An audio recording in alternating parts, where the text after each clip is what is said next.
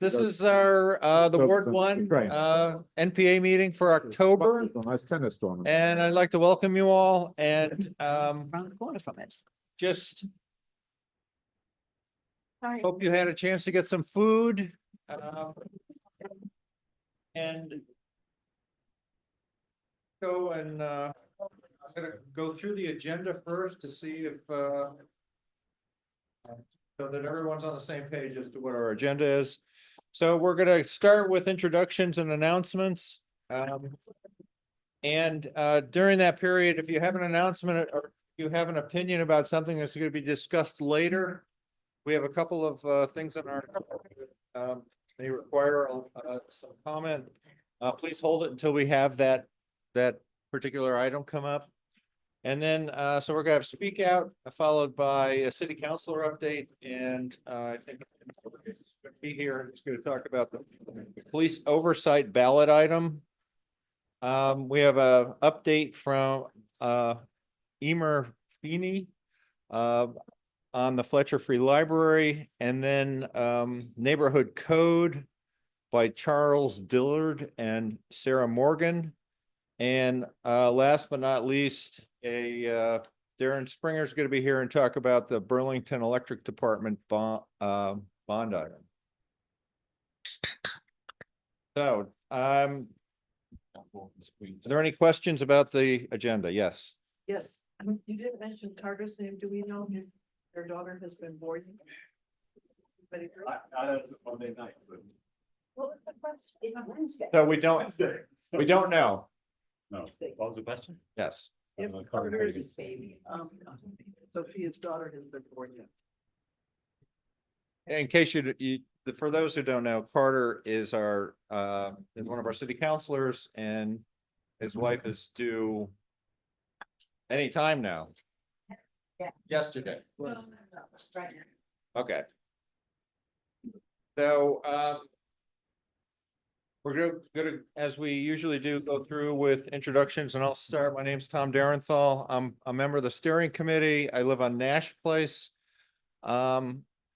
And it seems like I've lived in Burlington for a long, long time, but not as long as some people. Anyhow, we're gonna start here. Actually, we're gonna do it a little bit differently because we're gonna start with our cameraman here, who's gonna introduce himself. Hey, I'm Charlie G from TV, County Television, and you're gonna notice there's like 8 microphones out there. So there's wireless ones, there's 4 wireless ones, like over there in the chairs. So those are for you. So if you start talking to the wireless over here, don't just pass it around the room, keep it in your zone. And then I have wired microphone right there, and there's 2 wired microphones there. And just like Charlie did, when you introduce yourself, if there's an announcement you'd like to make, please make it now. But if you have a speak out, we're gonna do that right after this. So.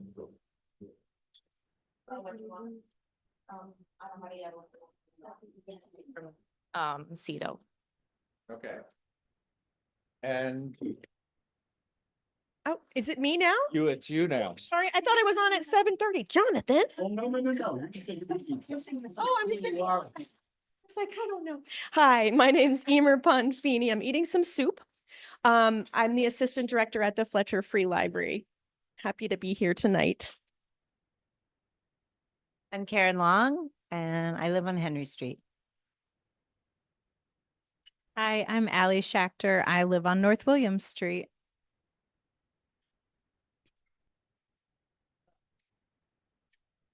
It's chaos.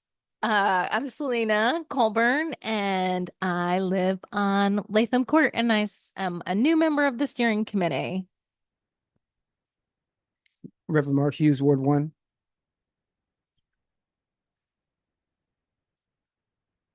Carol Livingston. I'm in Ward 1 as well. I live on Calarco Court, just below the cemetery, and I'm on the steering committee as well.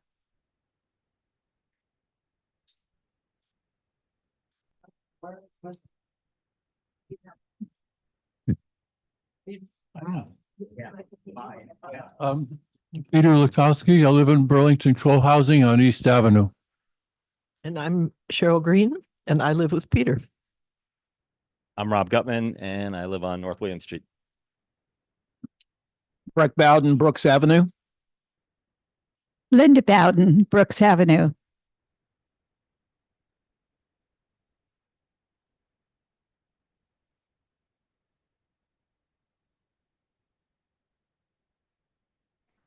live on East Avenue, and I do have a brief announcement. Somewhere on the agenda, there was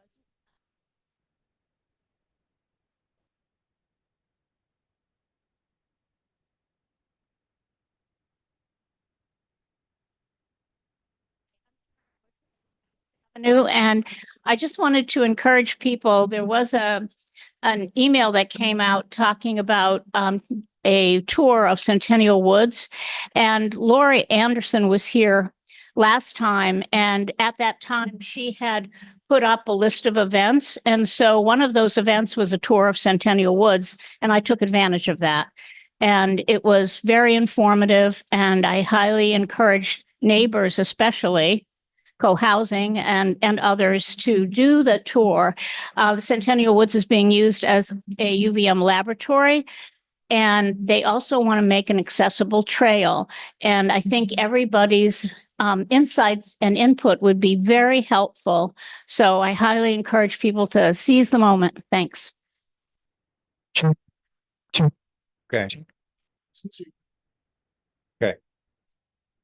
Does this work? Yeah. Marcy Gallagher. I live on Ash Place. Hello, I'm Troy Hedrick. I live on Billady Court, and I'm also one of the 2 state representatives for the Chittenden 15 district, which includes all of Ward 1. Richard Hilliard, Highgrove Court.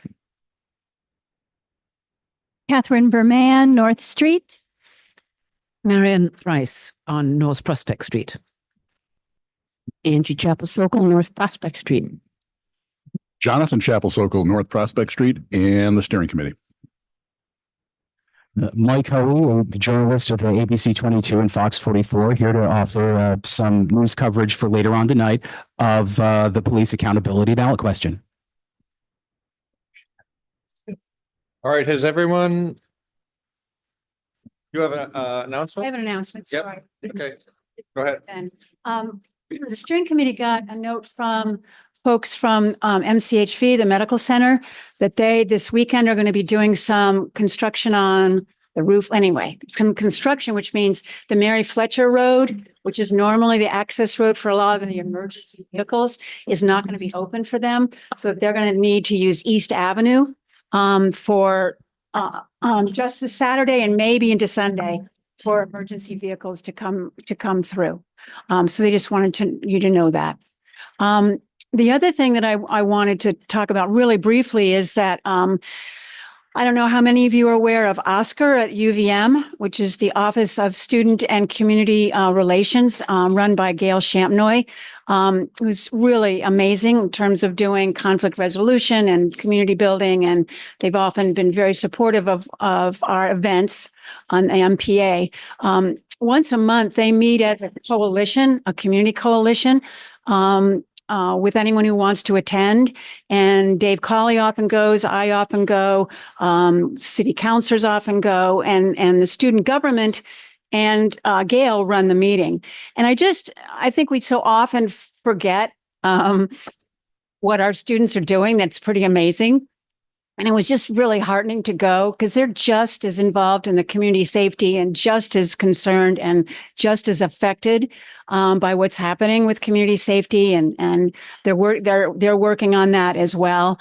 They're also raising money and gathering clothing for folks who do not have houses at this point.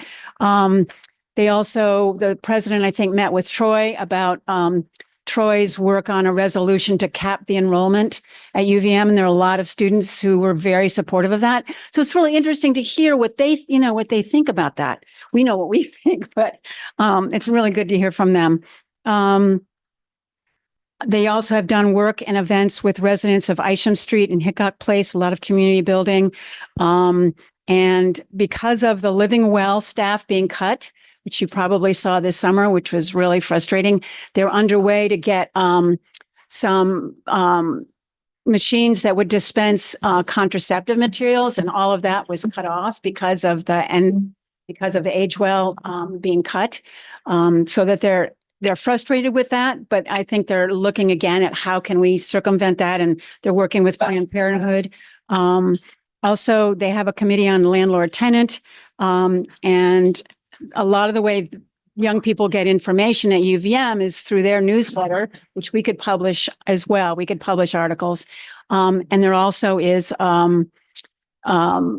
information through their welcome bags that they are given in the fall. So there's a lot of information out there that if we wanted to help share, to share that with them, we certainly could do that. So I just wanted to let you all know. Are there other announcements? Is there anybody online? Is there anybody on TV? No. No one is tied in. Yes. I'm not sure if it's an announcement or a speak out, but I just wanted to take a moment to remember Barb Nolfi, who died this past week. Barb lived at co-housing, and she was served on the city council many, many years ago, not representing Ward 1 at the time, but just a long time Ward 1 resident, just remarkable woman. And she was really someone who was like a role model and mentor for me when I served on the council, just as someone who had long experience, long institutional memory of the city and municipal government and public service. And gosh, I just loved her so much. She was someone who never hesitated to speak her mind, but always did it with so much kindness and humor. And so just wanted to I know there's other folks here who knew Barb, and I just wanted to take a moment to remember her. Okay, thanks. Sharon? Was that about Barbara Nolfi? I'm having a hard time hearing. Was that what you said? Yeah. It was Sharon, yes. Say that Barbara Nolfi and I, as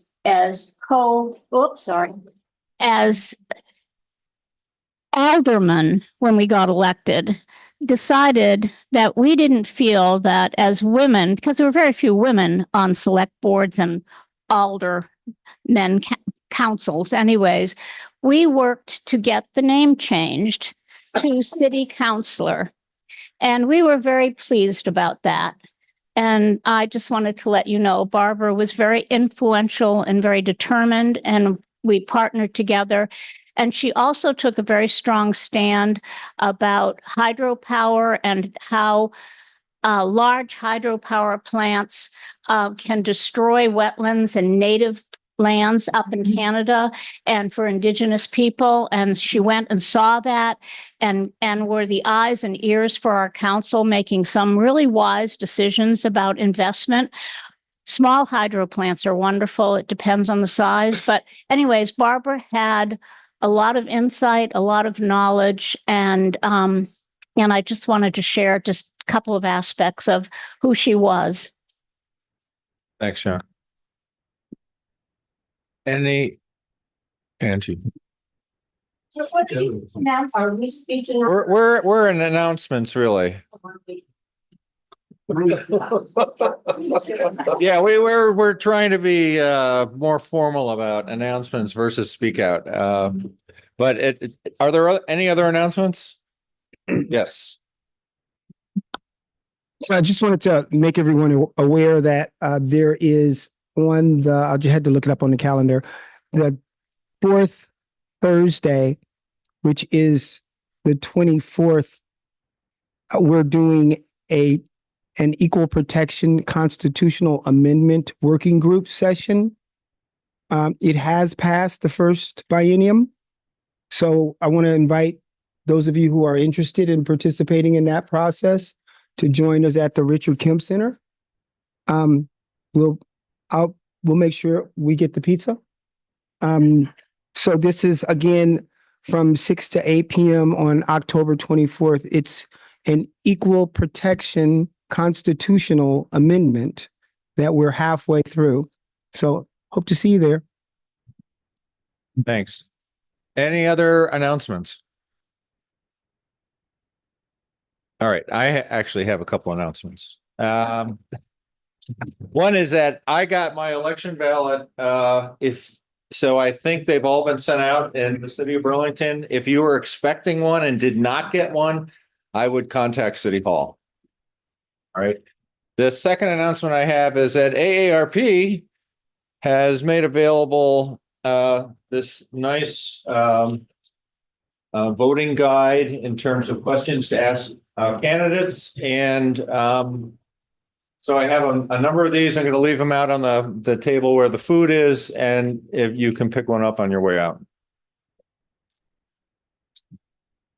And with that, we're going to make the shift, Angie, to speak out. Thank you. First. Thank you. I want to thank and commend the Fletcher Free Library for offering up a presentation last week that I will not be able to sum up for you because it was quite complex.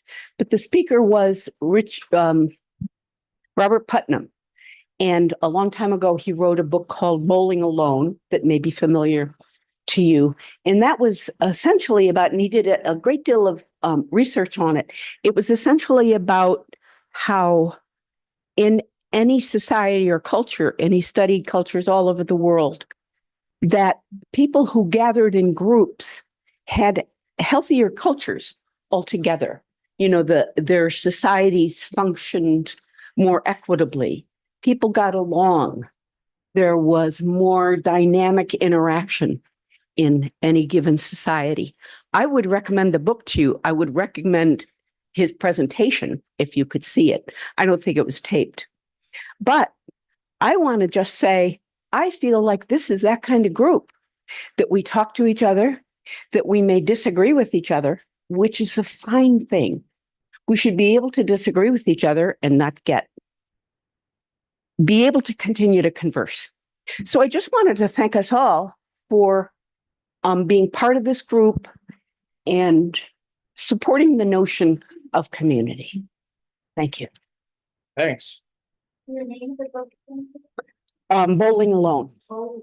Just, but one of the things that was at the evening, they showed a movie that was called Join or Die, which is supposed to be up on Netflix right in the next few weeks. That's what you should watch. So watch that. It's not quite a biography of the Putnams, but it tells the arc of his research. Pretty fantastic. Catherine?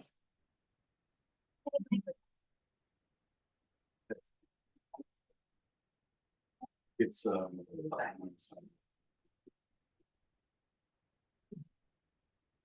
I have a speak out gratitude. So I came upon a abandoned bicycle in my neighborhood a couple of weeks ago. It was on Mansfield Avenue, it was resting upon a signpost unlocked. And out of that discovery, I ended up bringing it to my yard to keep it safe. There is an incredible network of people in this town that are serving the community by returning stolen bicycles. I had a woman and they have a Facebook page, and there's a whole process that you go through, a procedure if your bicycle gets stolen. But I had a woman come, she picked up the bicycle. It's going to be rightly used. As it turns out, it was brand new, stolen from Walmart. And they return 2 bicycles a day, 2 stolen bicycles a day. I was the 5th house she went to that day to pick up bicycles. So if your bicycle is stolen or you know someone who is, you have to have it registered with the city. And then you go on this Facebook page and list it, and they will help you find it. And also, if you find a bicycle that's abandoned, that's not locked, the best thing to do is to bring it to a safe place, to not just leave it there. But if you can't bring it to a safe place, then report it right away. And if you can take a picture of it and all of that. So What's the name of the Facebook page? Oh, I think it's called Stolen. I'll look it up, and Stolen Bicycles BTV, something like that. Okay. Yeah, it's great people. Is it Burlington? Yes, no, they'll do, and bicycles are being stolen in Burlington, South Burlington, Colchester, Shelburne, Williston. We're not the only ones that are, but it's massive amount that are being stolen. So I had one other thing. Is that okay? Sure. I don't know if this is an announcement or not, but I am a UVM graduate alumni. And I got something in the mail recently where they are soliciting feedback from alumni, community members, students, for the upcoming president. And I'm not naive enough to think that I'm going to make a difference, but I'm just wondering if more of us speak up in that way, it could make a difference. I personally wanted someone who was a humanitarian, who would interface with the community and had a sense of connection with the people at the college, at the university, but also in the community itself. Thanks. Mhm. Any other speakouts?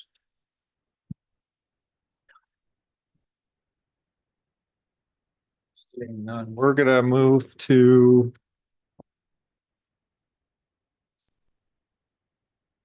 our Tim, our speakout for the discussion. You're gonna talk about police oversight?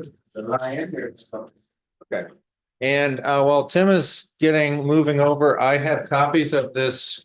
I actually have copies. Yeah, so It's a 3-pager? no, well, I brought copies of the resolution, the red line of the charter, which compares charter looks like compared to what the charter. Is that what I should hand out versus This this? is what. Okay. I will do that. And you've got a mic. Got You want me to hand to? I don't have enough for everybody, but I brought some. Oh, you've got enough for everybody. Okay, there's 14 copies.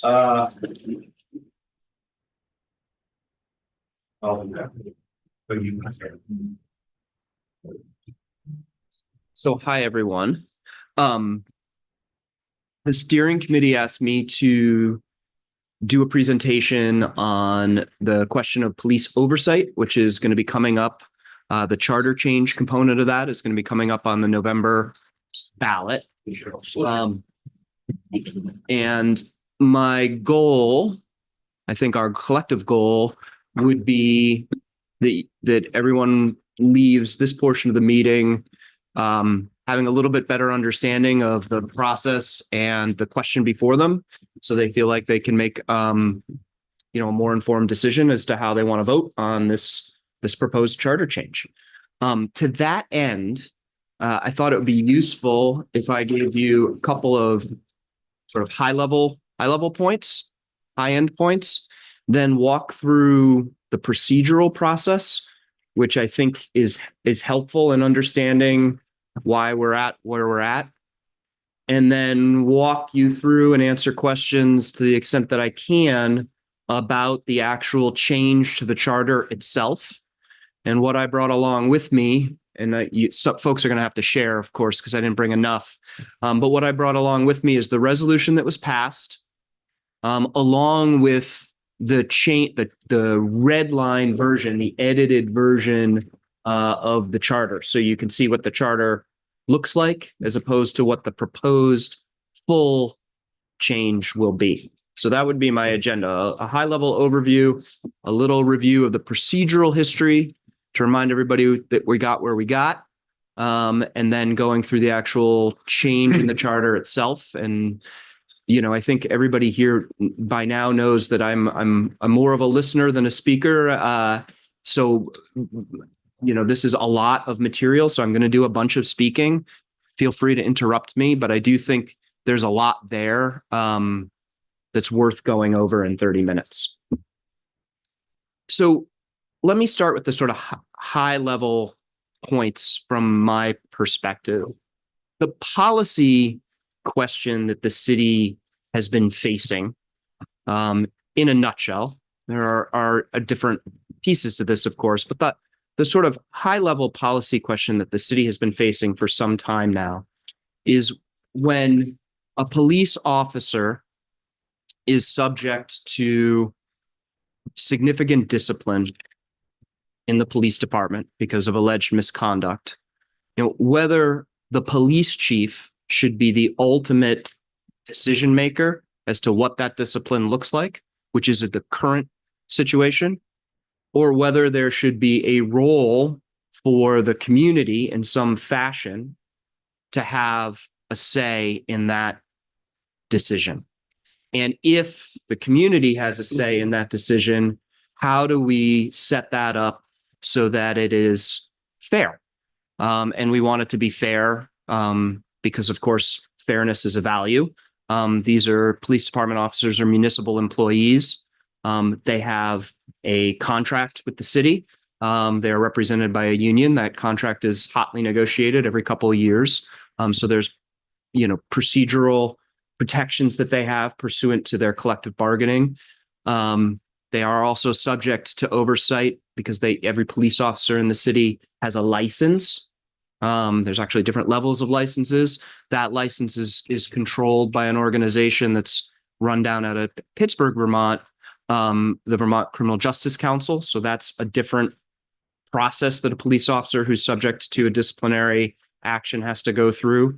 So striking that balance between allowing a community involvement in oversight and discipline of a police officer and keeping all of these procedural and what I would call equitable fairness considerations all on the table.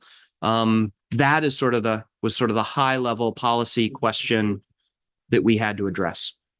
So that's sort of the high level. And one other piece of that, any changes that needed to be made, and this is important as we go through this, would have to be grounded in both the charter and in ordinance. And I know most or all of you know this, but for me, it's always, I think of the city's charter as, this isn't a perfect analogy, but sort of like the city's constitution, whereas ordinances are our laws and our legislation. So it's harder to change the charter than it is to change an ordinance by design. But if we were going to make changes in the way things are done, we had to make those changes in both the charter and in the ordinance. And I've been most involved because I've been on the charter committee for the last couple of years with the charter piece of this, but I'll talk about both pieces. So that's sort of the frame. Let me talk about the procedural posture, how we got here. I'm sure you'll all recall that in March of 2023, there was a ballot item subject to vote that proposed a way of overseeing the police. And there was a lot of public discussion about that, a lot of debate about that, a lot of strong feelings about that, both for and against it. And that went up for a vote in March and did not pass.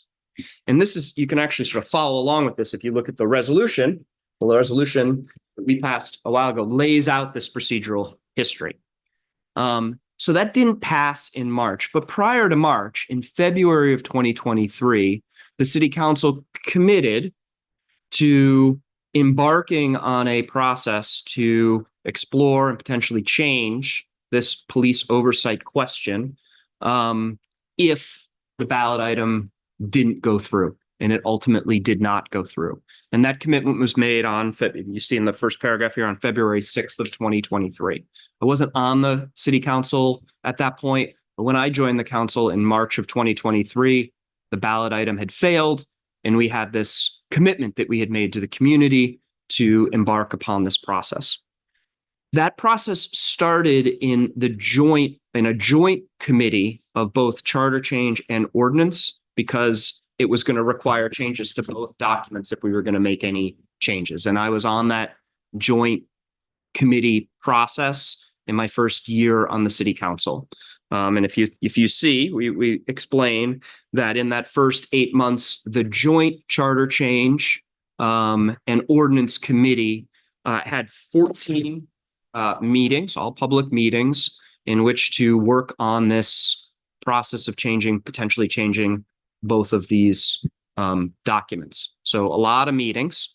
And ultimately, we came out with a proposal that went before the city council in January 16th of 2024. And that was referred back. The city council decided to refer that back to committee so that the police commission, which is, I think all of you know, is a separate entity that has oversight responsibility now, currently, over the police department to a certain extent, and I'll get into the details of this. The thinking was that the police commission had not fully weighed in on these potential changes. And because the police commission was central to whatever new policy process we were going to put in place, and codifying existing practice, which wasn't in law yet, the thinking was we wanted input, more fulsome input from the police commission itself. This was subject to some dispute. There was a concern at the time, we were going through a mayoral election, there was a concern at the time that this was an effort to sort of kill this policy process. I wasn't trying to kill it, but I did think that we needed to hear from the police commission in a real meaningful way, because we were contemplating, and we ultimately have, or are proposing to make real changes in the way the police commission operated. And that passed. And so it then came back into committee, but this time we split up the committee because we had plenty of the joint committee, at least I had. And so ordinance took their piece of it, and the charter change committee, which was what I was on, took our piece of it, which ended up right at this point being the bulk of the potential changes and ultimately what you will have to vote on in November. So we had between June 12th and July 1st, we had 4 meetings to tighten up and make some changes to the proposed charter, to make some changes to the proposed charter changes, I should say. And we did it on an accelerated basis so that we could meet the warning requirements to get it onto the ballot in November, which is what we had committed we would do our best to do, and which we ultimately succeeded in doing.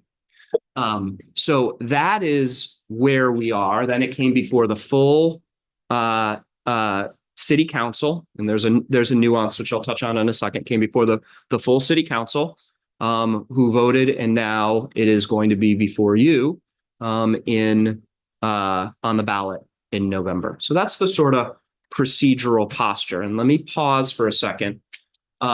One piece of it coming out of the charter change committee involved, and I'll explain this in more detail in a minute, the creation of a new board, an oversight board that would play a role in certain circumstances. And it came out of the charter change committee defining who was going to be on that board, who was qualified or who could be appointed to that board, how many people were going to be on the board, who got to make the appointments, what their backgrounds could or could not be. And that originally was in the charter proposal. And that's how it came out of committee. So we voted unanimously to refer it to the entire city council, but it was a 2-1 vote on whether the committee was going to recommend the language as it was at that point to go before you. And you should know I was the 1 vote. Sarah Carpenter and Jean voted in favor of the full language. I wanted the full city council to consider who got to be on the committee, because at the time, and still to this day, I believe that the definition of this committee should be in ordinance, not in charter. And I'll explain why. I think that will make more sense, or at least my perspective on it will make more sense when we get into the weeds. So right now, you will have in November the opportunity to vote on whether or not to change the charter. And then there is a concurrent process going on in the ordinance. Well, it's now before the full city council, but in ordinance, in which a law would be passed that would define who could be on this ad hoc oversight board that I'll explain in a minute. So that's the procedural process. And then I think it makes the most sense to go through the red line document of the charter. but let me pause and, yeah. Sure. So one distinction that I would like you to either confirm or explain why my thinking is wrong is that the charter change goes before the people of Burlington, and the people of Burlington get to say yes or no. Whereas an ordinance stays within the council, and the people of Burlington can voice concerns, but they don't get to vote on the ordinance. That's true. So I think that to me is an important difference between the two. And I'm not, I just want that to be clear. And should I just interject? Sure. As a result, it's easier to change ordinances than it is to change the charter. Absolutely. Procedurally, it's much easier to change an ordinance, which is just a law. So think about, if you use the analogy of the Constitution, I heard some references to some constitutional discussions. You know, for us to change the Vermont Constitution, there is a very difficult process. For us to change the United States Constitution, there's a very difficult process. There is a much easier process to change our laws or our ordinances.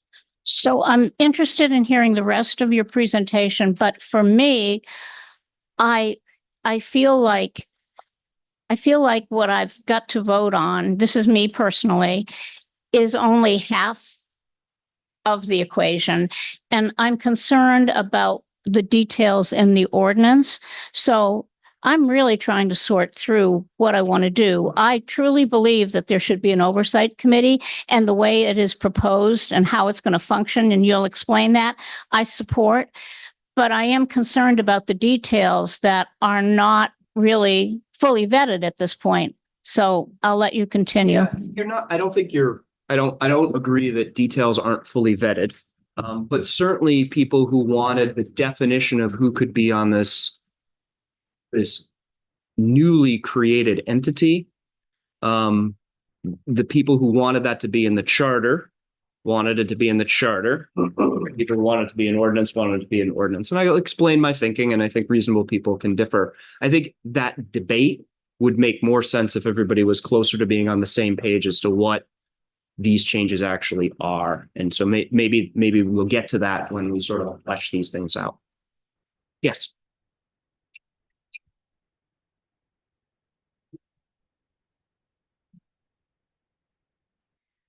Can you give me a real life situation where this would go into play? It just feels so theoretical. I'd really like to hear, just, make it up. I definitely will. But if you don't mind, I do think it would be worthwhile for me to walk you through this red line change in the charter in order to ground everybody. And I think then I can give you a little bit of a hypothetical situation, which I think might make a little bit more sense. All right. So if everybody takes a look, yes. I'm sorry, Tim, just if it's a charter change and we support it, it still has to go through the state legislature. Is that right? Yes. Okay. Just understanding. Yep. Another part of why changing the charter is hard. Yep. There's also warning and all sorts of stuff, which I'm still learning through. There's time and when things have to be on, and it's quite a process, as I suppose it should be, but it is a process to change the charter for sure. So this is Article 6. So if everybody looks at this, is Article 62 of our charter.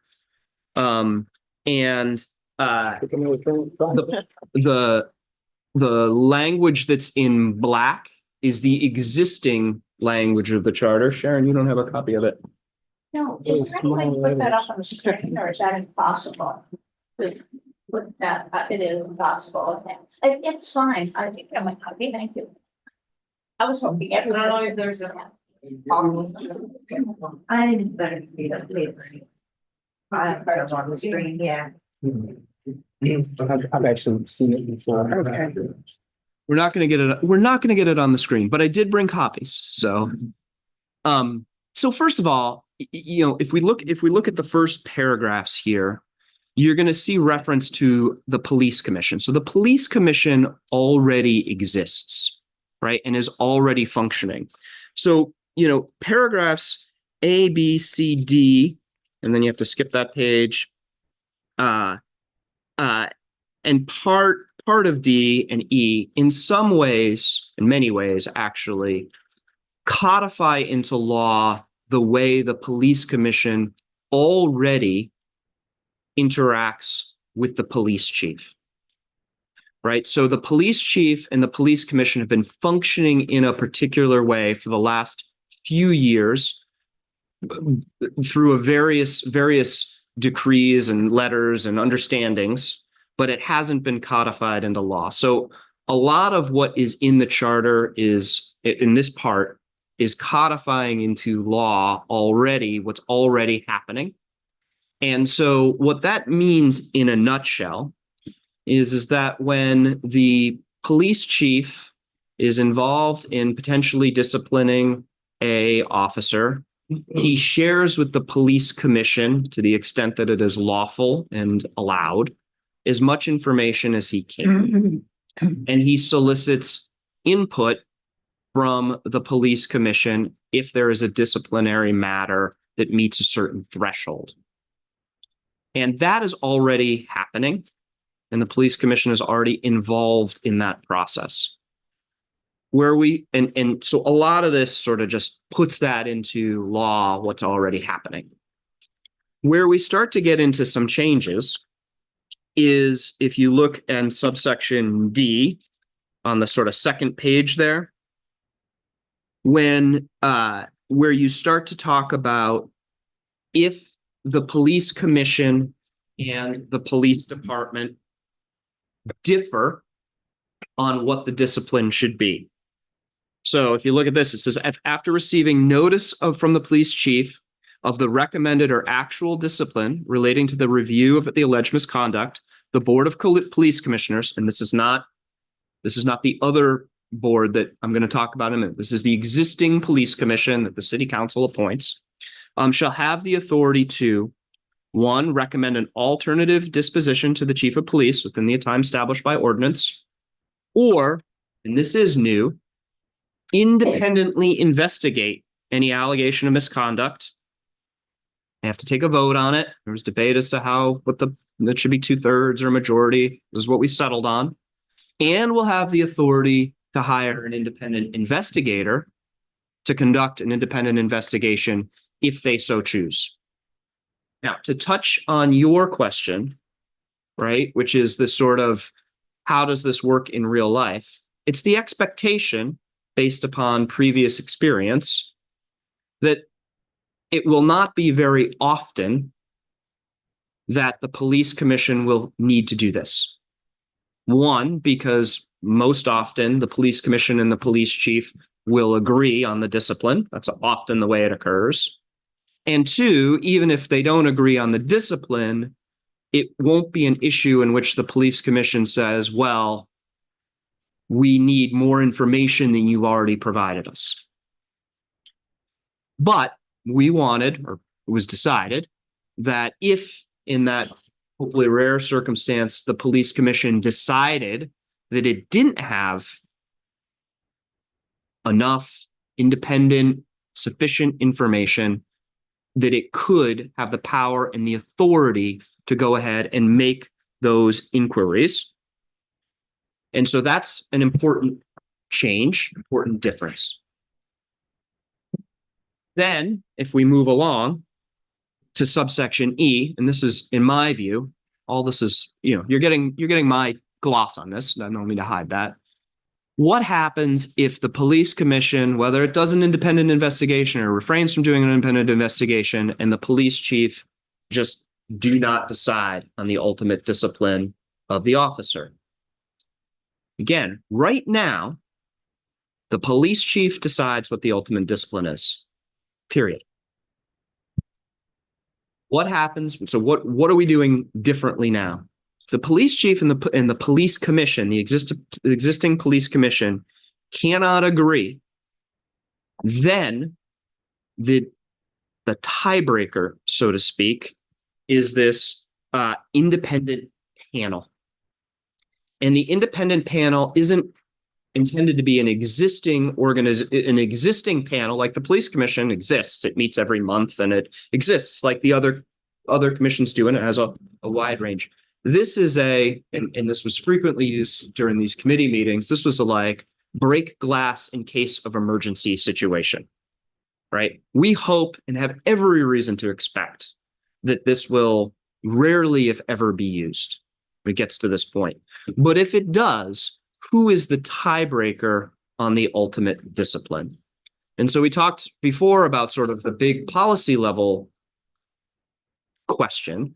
This is sort of where the policy level question sort of rubber meets the road, because I don't want to speak for the police department, but I guess I will speak from my understanding of the police department. The police department is very concerned that they will be judged by politicians who are, one, not trained police officers, and two, subject to the influence of the politics of the day.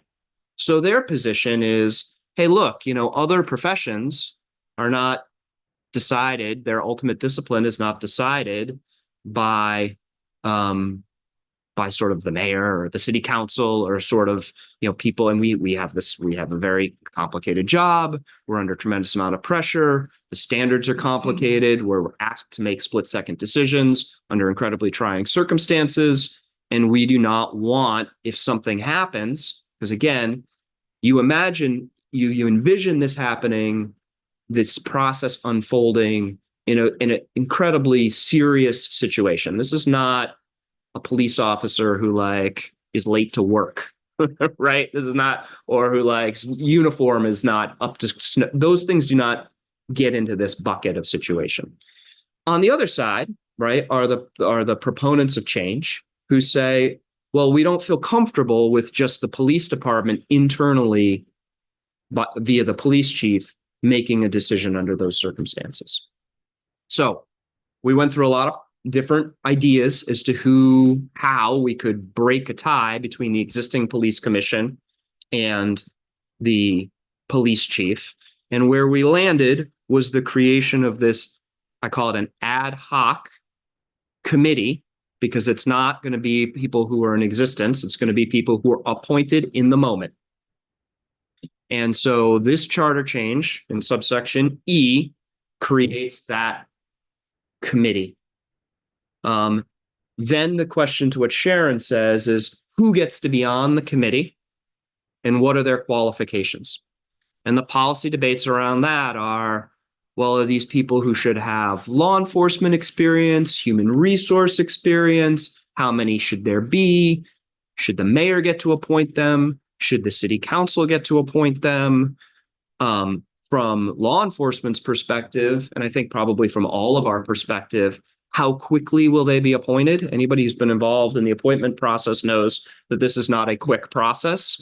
And yet, if we're dealing with a situation in which professionals' license, credentials, job, reputation, ability to earn a living is at stake, as well as the community's need for transparency and equity and justice is at stake, this process should not be an incredibly long process of getting the committee up and going and getting it up to speed. So how long will it take to appoint the committee? Who will get to appoint the committee? And who gets to be on the committee are all issues of question. And so where we ended up as a council is that question will be decided in ordinance, but the rest of it is in the charter. So a hypothetical. You have, lawyers love hypotheticals. You have a high profile incident in which a police officer is accused of inappropriately using force in the course of an arrest. And it goes, and remember, should pause. This is a lot of talking for me. Again, you guys know that I don't love to talk, but again, recall that police officers have rights under their contract, their union negotiated contract, They also have a separate licensing process that goes through the Vermont Criminal Justice Council. And now they have this process, right? The internal police discipline process that is now, well, has always had some role, or has for some time had some role in the police commission, now has a more formalized role that includes the creation of this new independent body. So the way you could see this playing out is there's a high profile incident in which a police officer is accused of inappropriately using force. The police chief, in concurrence, is laid out in the charter change, in concurrence with the police commission, does an investigation and determines that the police officer violated the department's use of force policies, but did so in a way that should result in a 6-month suspension, but not termination. And the police commission decides that the officer should be terminated. And they cannot, and again, this process envisions both the chief and the commission coming together and trying to work it out. And we have every reason to believe that they will, because they do. So we know they do, right? But if they cannot work it out, there is a roadblock. Who gets to break the tie? Then we have the creation of this ad hoc committee who will ultimately make the decision. The decision will still be subject, of course, to the officer's rights under the contract. And there is a separate process with respect to their license that is under the auspices of the Vermont Criminal Justice Council.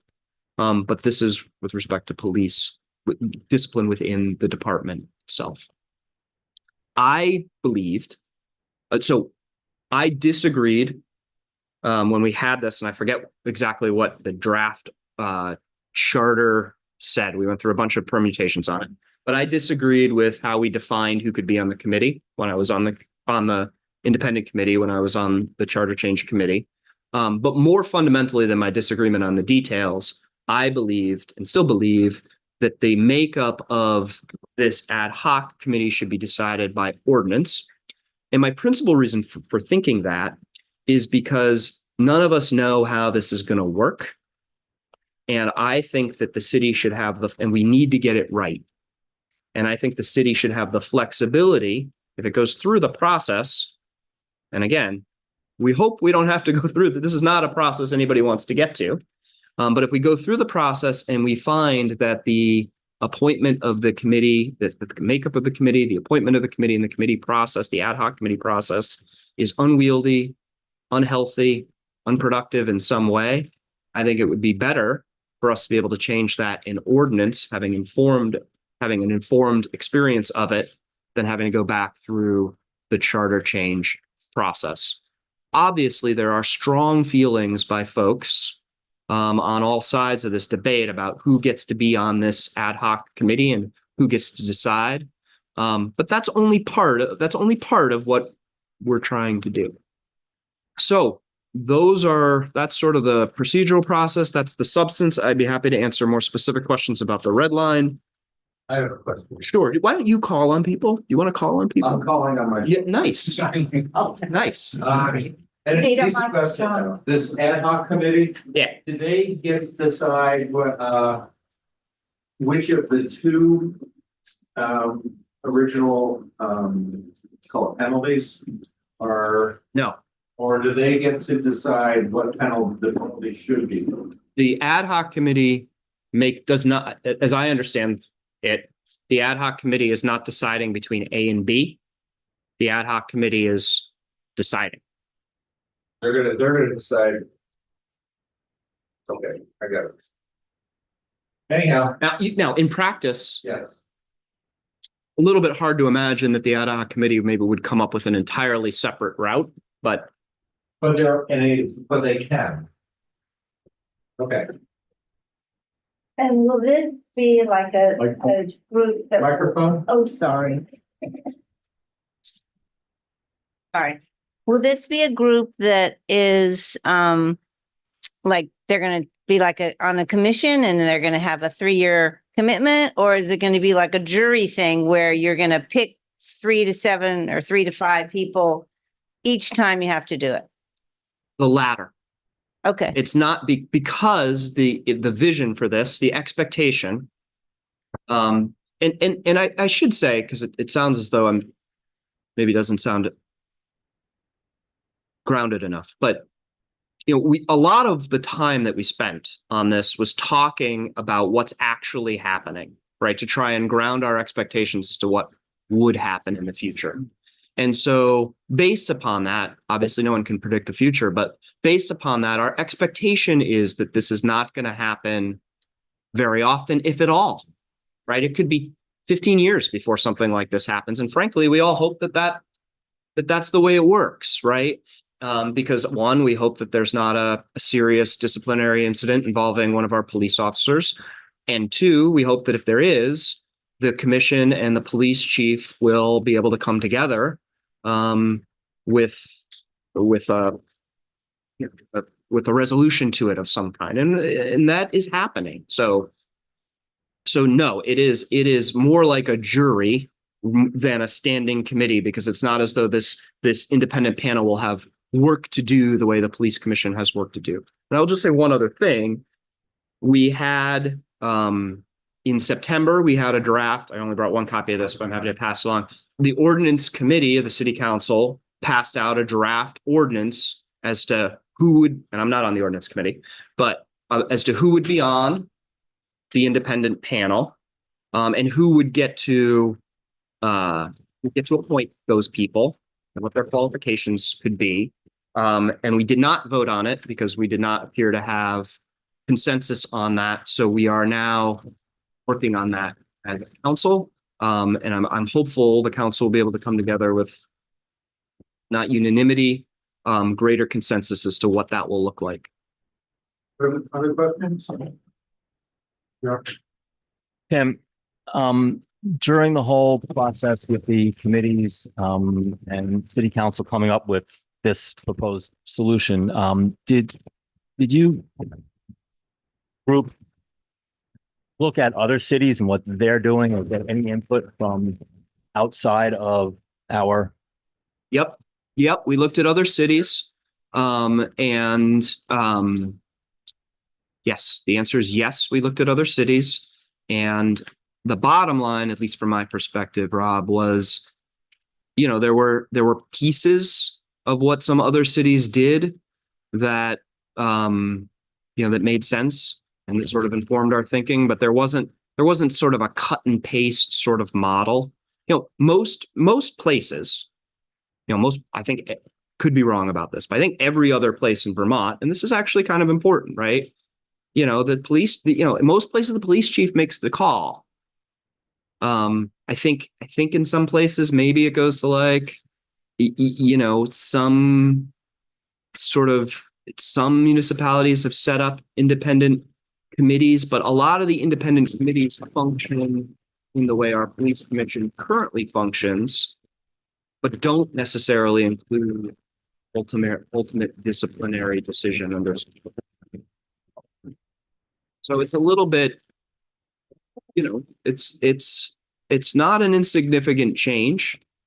I think that I'm hopeful that in practice, what it will do, one, I think that the work of the police commission is already doing and has been doing for the last few years. We should have it codified, right? So it should be, if it's working and we're doing it, and that this is a way for the community to have insight, visibility, and voice in the disciplinary process, it shouldn't be just left to letters of understanding or just practice. It should be codified.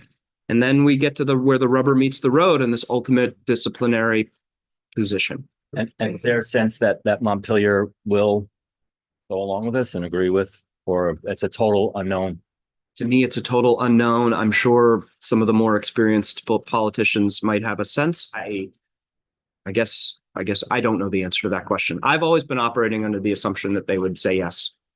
Thank you. Thank you, Tim. And so, Tim, I'm just asking for your personal judgment here.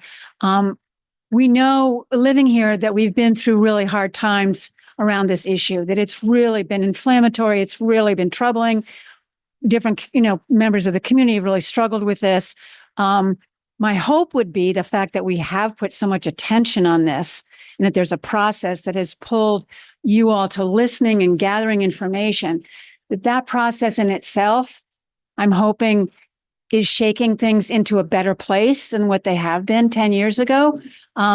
Maybe I'm just being Pollyanna, but that's why I'm just asking, in your judgment, does it seem like, people are on every, the department, the chief, the commission, residents, are they getting a sense that, okay, people are hearing us, things are moving, maybe we're getting into a better place? Yeah, it's a great question. And I guess I'm not sure how to answer it. I mean, I think that there are plenty of folks who feel unsatisfied with and I say end result, but no, you guys haven't voted on it yet. So it's not at the end yet. I think that there are plenty of folks who feel unsatisfied. This candidly, the charter change is not, if I were the king of Burlington, I wouldn't necessarily have come down exactly here. That is the democratic process, though, right? This is why we don't have kings and queens of Burlington. We went through a lot of process. You see the number of meetings we went through. They were all public. We heard from a lot of folks. We invited the police department in. We heard from the police department. I think that there are, on the one side, I think that on the folks who supported the original ballot amendment, some dissatisfaction that this didn't go far enough. On the police side and folks who are worried about its impact on the police, there is a feeling that this is perhaps too much. I do think, though, that this was, despite the intensity of the feelings, I think that there was a lot of bipartisan. I know that there was a tremendous amount of bipartisan work and a tremendous amount of compromise. I definitely voted for language in parts of this that was not completely comfortable with, but I thought were reasonable. And I think that others, frankly, from the Progressive Caucus did too. We can continue. It doesn't have to be the final word either, right? We can continue to work on this. I do worry. I do worry about police recruitment and retention. So right now, just put my cards on the table, and I'm in support of this. I've been working on this, but I do worry that a potential police officer, a young person who's interested in law enforcement, who can choose right now between BPD and VSP, or maybe going over to work in Williston or going over to work in South Burlington, that this will be another area of concern for that person that could potentially harm our recruitment efforts at a time where we just desperately need to recruit officers. I have heard the response to that concern, which is, well, if they're not interested in this kind of discipline, then we don't want them anyway. I don't find that persuasive, but I also hear very loud. We have all heard loud and clear a desire for change from the community. And, so we have to forge a path. I don't know if that was responsive. We have time for 2 more questions. My question is really quick. You might have said this. I'm sorry. I was in and out a little dealing with the situation at home, but can you just remind us, was this unanimously supported by the council, the language that we'll vote on in November? I know you said you maybe didn't vote for it in committee in certain forms, but. I wanted it unanimously to come. So we voted out of committee. We voted unanimously to put it in front of the entire council. And did the entire council then support it? The committee itself only voted 2-1 for the language as it was. Then at the council, we amended the language, and this I was in support of. And I was, transparent about this in the committee too, by the way, to take out the specific definition of who gets to be on the ad hoc committee and put that over into ordinance. Right. And I do not think that was unanimous, but I can't remember. I don't think that change. The was amendment. unanimous. But then the final motion for us to vote on it in November, was that unanimous? It doesn't matter. I I'm feel just like one or curious. two members of the Progressive Caucus may have voted against. Maybe not. I can't remember. No worries. but Just curious. there was a dispute for sure about whether or not the definition of the ad hoc committee should be in charter change as it was written, or whether it should be refined in ordinance later on. There was definitely a dispute about that. Just briefly want to thank you for stepping us through a really complicated situation or document in a really clear way. Just one comment about, a new police officer coming here and saying, do I really want to be here because of this process, this other committee that's there? I think there's actually a third option to that, and that's that they would look at that, and depending on how it's constituted, that they would say, that's an extra protection that I have, not that it's an extra impediment that I have, possibly an extra protection. And this may be more of a comment or suggestion than a question, but to the point about how rapidly individuals could be appointed to this ad hoc committee, would it be possible to have those people pre-identified? It'd be a committee that was not going to meet unless it was needed, but you would know who those individuals were once you'd worked out what the representation needed to be. And then in the event that there was a need for that committee to act, they would be enabled to meet. You mean like a standing list? Yeah. That's worth thinking about. So then it could be put in action quickly. Definitely. And I will talk to folks about that. It's an interesting idea for sure. I think right now what we're talking about is the size, who gets to do it, and really it's a question of what the qualifications should be. Right. And so you can see from both sides of the debate, right? Folks on one side of the debate are very worried about sort of law enforcement insiders, the blue line, self-protection, folks who don't have, a lived experience in with law enforcement in a particular way because of their race or ethnicity or identity in other ways, and wanting to make sure that is well represented on this ad hoc committee, which I get and appreciate and agree with. And then on the other side, folks saying, well, we really want and need professionals who are people with certain kinds of professional experience, because if it is such a close call that the police commission and the chief can't make the decision, we're really going to be in the weeds of police procedure and police best practices. And those are really tough, could be really, really tough questions. And just if I may, well, I feel like I've been silent at most of these NPA meetings. I feel like I should have a bank. I should have a bank of time. I think somebody else had a question on the other side of the room first. Over here behind them. Oh. But actually, Selena's question was my question. Okay, so you've got a question. Just a suggestion, Tim, if you're willing to explore this idea of having a pool of qualified folks, I'm sorry. Let him go. I'll go after that. Question. Yeah. So, not so much a question, but thank you. Not.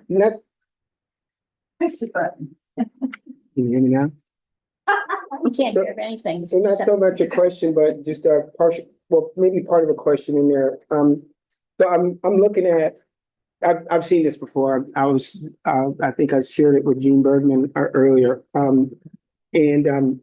First of all, I would say, based upon our previous experiences with attempting to implement Jim oversight in Burlington, that this is like kindergarten. It's like this is the weakest effort that I've seen personally, and that's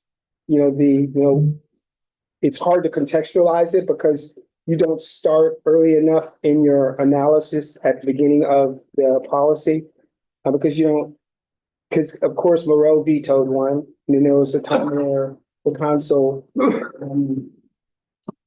put the smackdown on a ballot initiative that was successful. Sharon, I think you might remember part of that.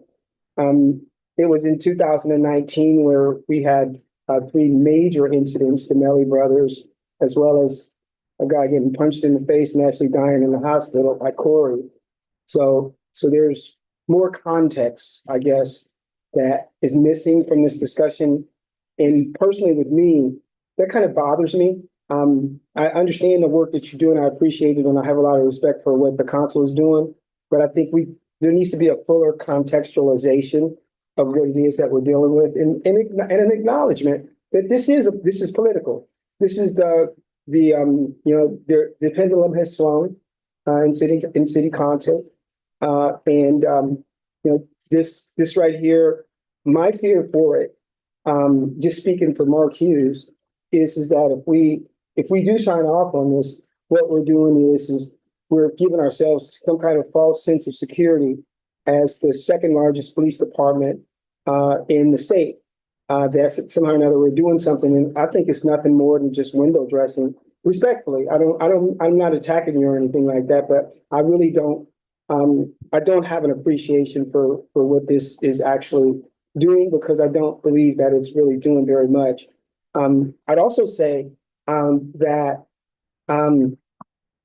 as it pertains to the characterization of law enforcement officers' preferences to be a part of this department based upon our disciplinary policies, that somehow or another that's a deterrent, as true as it might be. And no matter how massive the great exodus or the great resignation is, particularly nationwide with first responders, and how much impact we know that that's having on all law enforcement officer agencies, we cannot, in good conscience, especially understanding all of the vulnerable communities that are impacted as a result of this, we can't somehow or another depart from our values as a part of a recruiting strategy. Our values is that we want to recruit the best, yes, but we also want to protect everybody. So I think to me, I think that in particular is kind of offensive. I think BPOA has way too much power, and I think that there is a kind of a,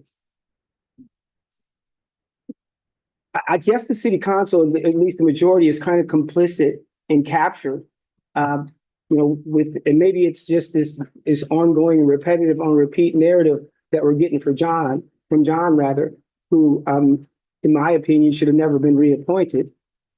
We don't have enough police, and we don't have enough police, and we don't have enough police, and we don't have enough police. So yeah, I don't think it's right to conflate the idea that we must have oversight, that we need adequate oversight, we need effective oversight, we need impactful oversight. We can't conflate that with the fact that the the department's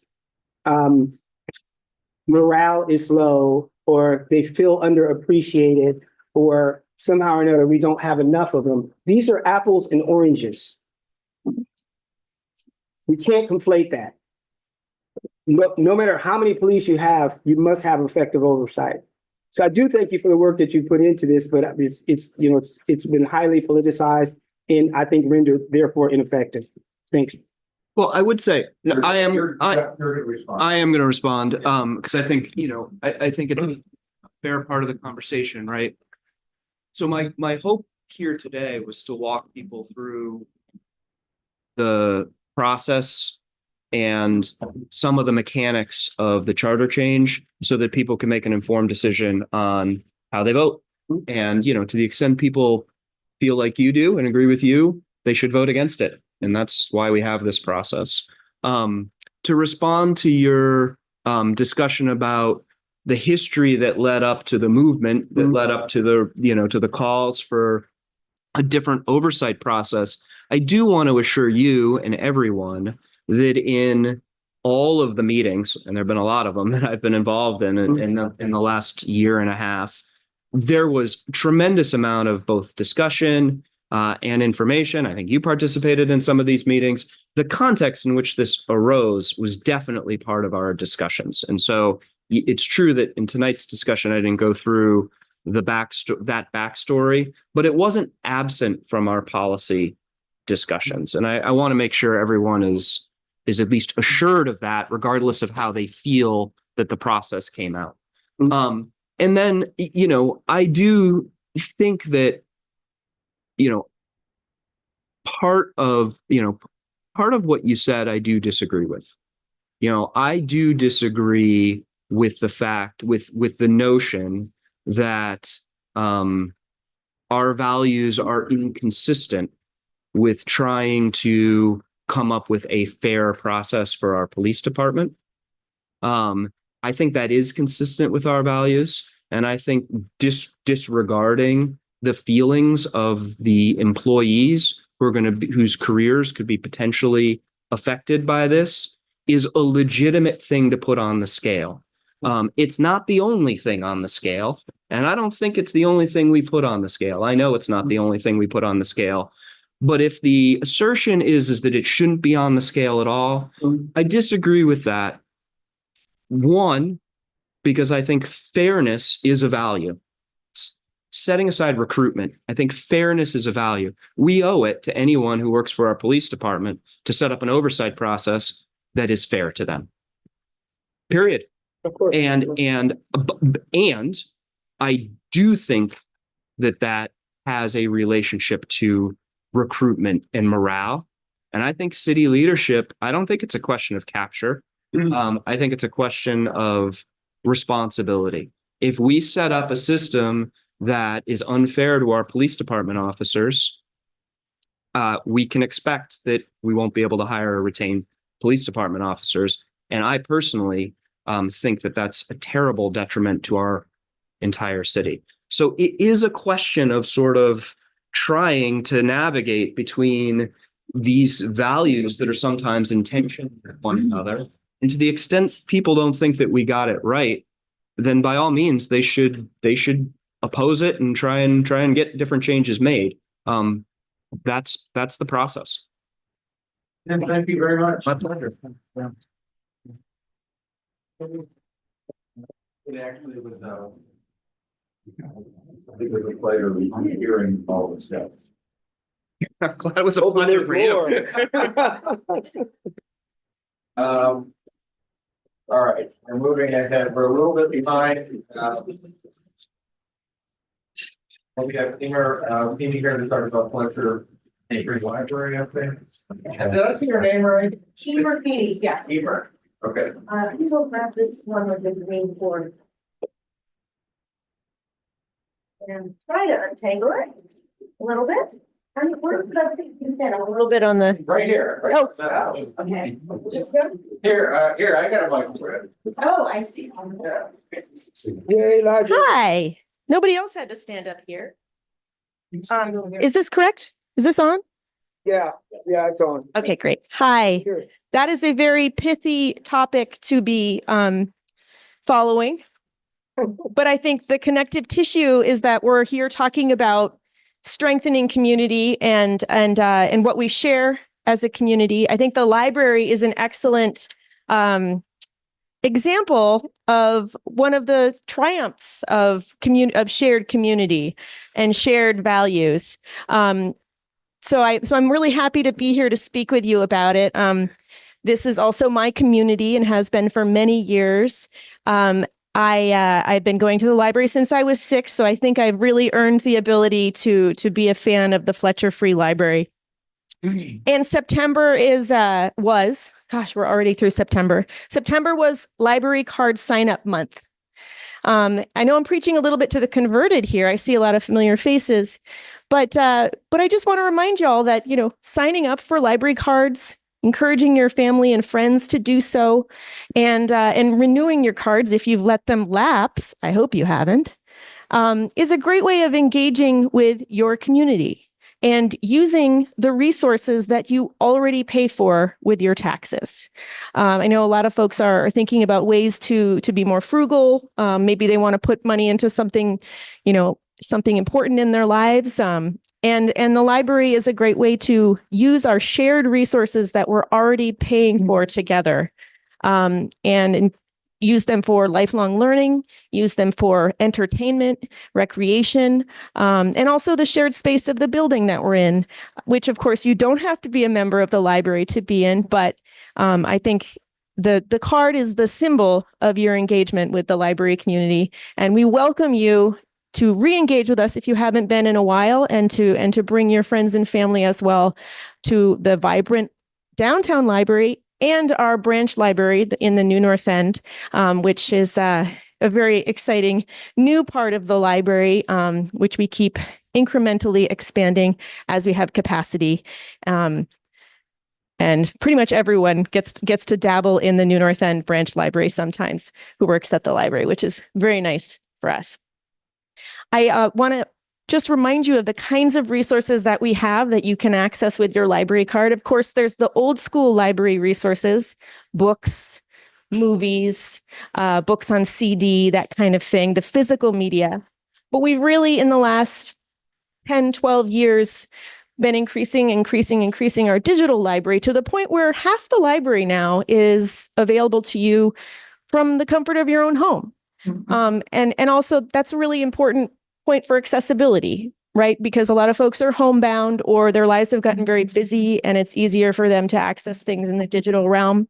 We have ebooks, we have downloadable audiobooks, we have 2 different streaming movie and TV services that we can access. We have lit language learning. I don't know if any of you have checked that out, but there's a complete subscription to something called Transparent Languages with literally over 100 languages that you can go through full courses on. We have digital New York Times. So every day you can sign in with your card and get a code to read the New York Times that day. We send that, and this is just really a drop in the bucket. We have many other digital resources you can access from home. We also have some really great resources you can only access in the library. One of them is Ancestry, which you're probably familiar with. What a fun thing to do, especially in the deep of winter. I find that it's fun to lose yourself in Ancestry for a little while, but you have to use that in the library proper or the branch library. We also have newspapers.com, which is a sort of a rabbit hole you can go down just looking up, things from your family's history, times they were in the paper. Hundreds of papers all across the United States are represented on newspaper.com, have been scanned in, and you can look at them there. And again, you have to be in the library to access that resource. One last resource that you can only access in the library, which is fairly new, is called Candid. And I know that a lot of you are very engaged in your communities and working in nonprofits and in various ways, either as employees or as volunteers. Candid is a resource that is aimed at nonprofits to help them research grants and grant opportunities. That is one that you do have to be in the downtown library to access, but it's an incredibly valuable resource. We regularly run programming on how to use it. So please keep your eye out in our regular updates and newsletters. We're on Front Porch Forum, letting people know when we have these different programs. And of course, we have a lot of other programs going on all the time. As the Chapel Circles mentioned, we had the Robert Putnam program last Friday. That was a great example of the kind of programming that we have that's free and accessible to everyone. So we're very excited to be able to bring our community this kind of quality free programming. I want to leave some time. I'm trying to go quickly. I want to leave some time if anyone has questions about the library. I'm open to that. Yes. So do people enjoy working at the library? And secondly, What was the first year you started either volunteering or as a paid staff person? Oh, at the golly. library? Well, I can say that I think everyone has their day, off days at work, right? But for the most part, our staff is very excited to be at the library. I think we have the highest amount of applications when we post jobs of any city department. That's a rumor. I can't back that up with data, but that tells you something about what people think of the Fletcher Free Library, what librarians across the state think of the Fletcher Free Library. Now I'm bragging. But I do love the library. There have been moments that I can point to in my life where it changed my life and helped me through phases of my life where I needed something else. Yes, Sharon? So the light's on. Sorry. Hi. So I value the library. I value the historic original building. I value the resource. I worry a little bit when you start branches because when you have satellites, it takes more staff. So I have to be upfront with that. But my big concern is the memorial block. Now, you hosted, but it was at the library. There was an open house. My concern is your future, the library's future with that block. And is there something that the community, I don't want to get you in trouble, but is there something that the community can do? I worry that you're going to be landlocked and we're going to be in a situation where the library will not be able to grow because of this memorial block plan. And I really am concerned about that. And I want to understand what people can do to ensure that there will be a future for the library at that site and a future to grow. I understand we're all constrained. We have, we've spent all our money because of the schools and all the other things we've done in the city, but there will be a time when we can once again invest. And so, and the library is a place where people want to invest. So this is a very long question, but I'm hoping that I don't want to put you on the spot tonight, Emer, but if there is a way that Mary and the administration for the library can tell the community how we can ensure that you will not be landlocked and that you will have a future at that site, I want to sign up to help make that happen. So thank you. Thank you. Thank you for your caring about the library in that way, that you have that long view and that long vision concern. I think we aren't, of course, in control of every aspect of this multi organization process to envision the block and what it will look like as a whole. I think where we're at right now is making sure that the square footage we have, which is actually quite substantial, is laid out properly so that we can use it to its fullest extent, to its fullest potential. In light of that, we are looking forward to a capital campaign where we will be fundraising. It's already started to some extent for a renovation of the existing square footage. I think there's room in that envisioning to say what is next. But we haven't, at this point, we're really just dealing with an old building, two old buildings now that are fitted together somewhat awkwardly. And we are looking forward to making that work better for the greatly changed needs of our community.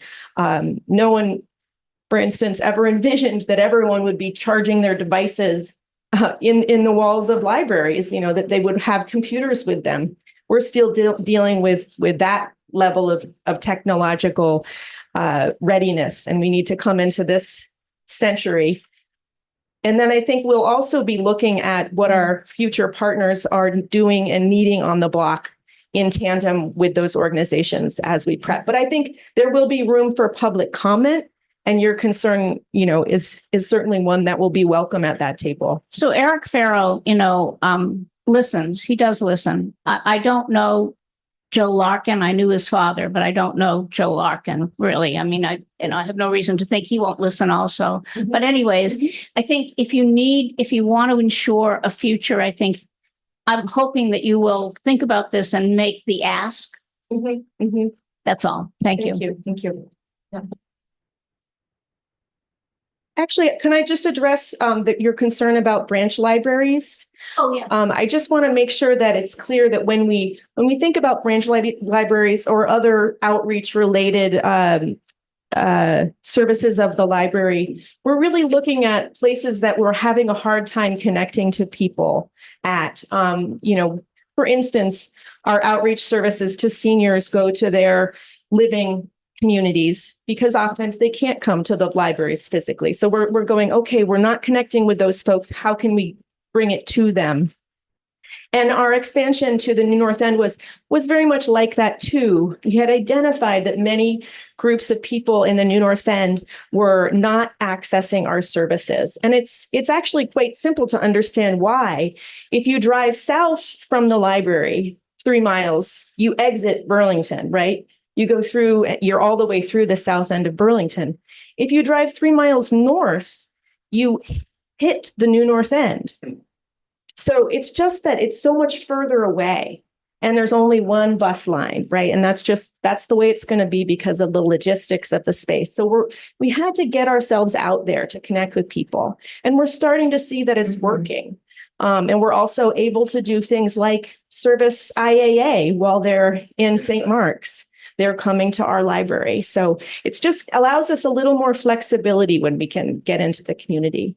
And we won't make those kinds of take those kinds of expansions lightly. We do it with a lot of consideration and thought because we understand that it commits us and it commits the city and the taxpayers to other expenses, I'm very proud of the way that we strategically think about the future of the library and the changing needs of our community. And I think we have a lot of things we're thinking about that will hopefully excite you too in the future. I Oh, you want them? Oh, wow. I was gonna add that I hadn't thought about the geography of the branch before, but that makes perfect sense. And I was gonna add, IA being out there, speaking for one fourth grader in particular, was thrilled to walk down to the branch library because of course the school library didn't really get to move completely or even close to completely. They did the best they could. So I just think that kind of accessibility is just incredible.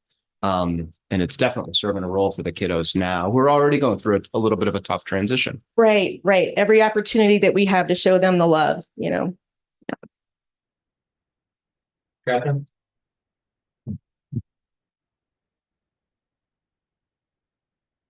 I have a question. So I have worked in towns outside of Burlington. And when I go to use the library, all these towns are all interconnected and you can go use their cards in every other place. But they said, no, they wouldn't accept my card. I'm so ready for this question. Okay. I'm ready because we're starting the process of entering into that agreement. And I'll just give you a little backstory of why we hadn't done it so far. We use a software to manage the relationship between the patrons of the library and the materials of the library. And we had been using a large Cadillac system. We moved over during the pandemic, which everyone said was nuts, but we moved during the pandemic to a consortial system that many of those home card libraries use, anticipating that would be the pathway that we could eventually join home card libraries. Because we really fervently believe in shared resources. And many states, of course, have a top-down library system. We have kind of like a bottom-up library system where each city and town that can't afford to have its own library does have one. Sometimes they're incorporated, sometimes they're municipal. So we're trying to find a way to connect sort of in a grassroots way. And we've been doing that incrementally over time, all of these many libraries of Vermont. And now we have this software that we were able to join consortially called, the consortium is called Vocal. The software is called Koha. And once we have worked out some software kinks that we're still we're like a Titanic coming into that game. A lot of the libraries on this consortium are very small and their rules are really different than ours. And we kind of said, are you ready for us? And they said, yes, very graciously. And we came in, but there's still some stuff we have to work out because the way that we operate as a very big library is very different than how these smaller libraries operate. And we want to make sure that we get it right. So I think, though, that we're really digging in now. And I'm hoping within the next year or so, we'll have that up and running. And then we will be able to have a seamless kind of connection with many of these libraries. Be really exciting. So, I brought my library card with me. Yes. I'll hold it up for everybody to see. I'm excited about that. And part of my question is about the card itself, because respectfully, it's dumb. It's a dumb card. And what I mean by that is that I think if we could also do some next level stuff with smart cards. Once we get to a point to where when things kind of level. You mean like a digital card? Yeah. So actually, we have an app, and it does have a digital. Oh, I'm so sorry. I didn't mean to. So the reason why I said that is that it could be that they could be multi-purpose.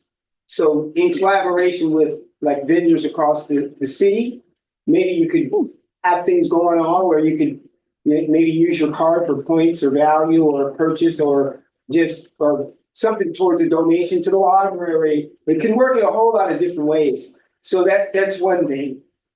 I'll pause there.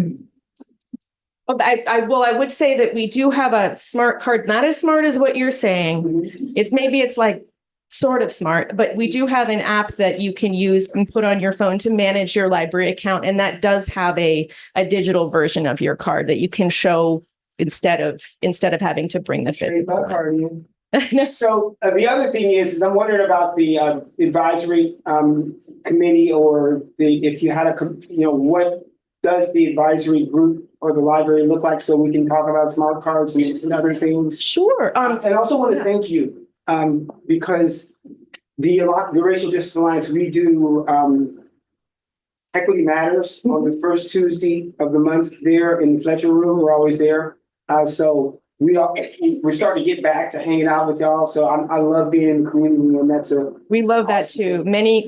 I didn't even mention that as one of the perks of the library. We have all these spaces that can be reserved for free by community organizations, and that's a really wonderful thing.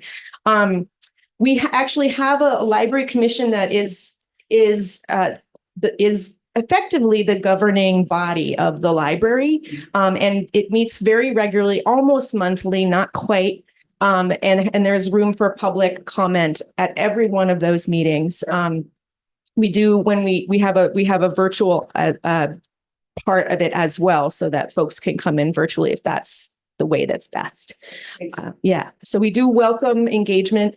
Of course, we're always welcoming volunteers and future commissioners as well. So please do engage if you are interested in the library.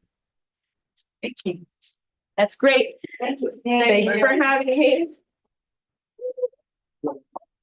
I'm leaving little sheets that show the digital resources. Just a reminder. Oh, I've got to give you this one. Thank you. Next, we have a review of neighborhood code. And Charles and Sarah. Sarah's not here, it's just Charles. Figured you know. Let me give you the mic. And we don't have a PA system, so you have to speak last experience for. Got it. Okay, so I know we're running late, so I'm gonna cut the presentation that I had, which was already short, just down. I think a lot of you are probably really familiar already with the neighborhood code and what's been going on. So if not, I'm happy to sort of like give you some of the background, but I'd like to sort of jump on Maria. If you could just go, I'll tell you when to stop. If you could just go, keep going. till you get to the table, the ugly little table with the red text. Actually, no, could you go back 2 slides? One more. Sorry. Forward one now. This, perfect. So, of course, the first part of neighborhood code was adopted in March by the city council, with the caveat being that the allowance for people, developers to build a second structure on a lot was delayed until October 1st. The direction that council gave to the planning commission at that time was take a second look at this. Do we in fact really feel comfortable with the rationale for this, of allowing secondary structures to the extent that neighborhood code part 1 proposed to do? The planning commission spent 4 months or so discussing part 2. And to be quite honest with you, there was minimal discussion of the secondary structure standards relative to what was adopted in part 1. I think the commission felt very firmly that what they had recommended for adoption is what they still believed in.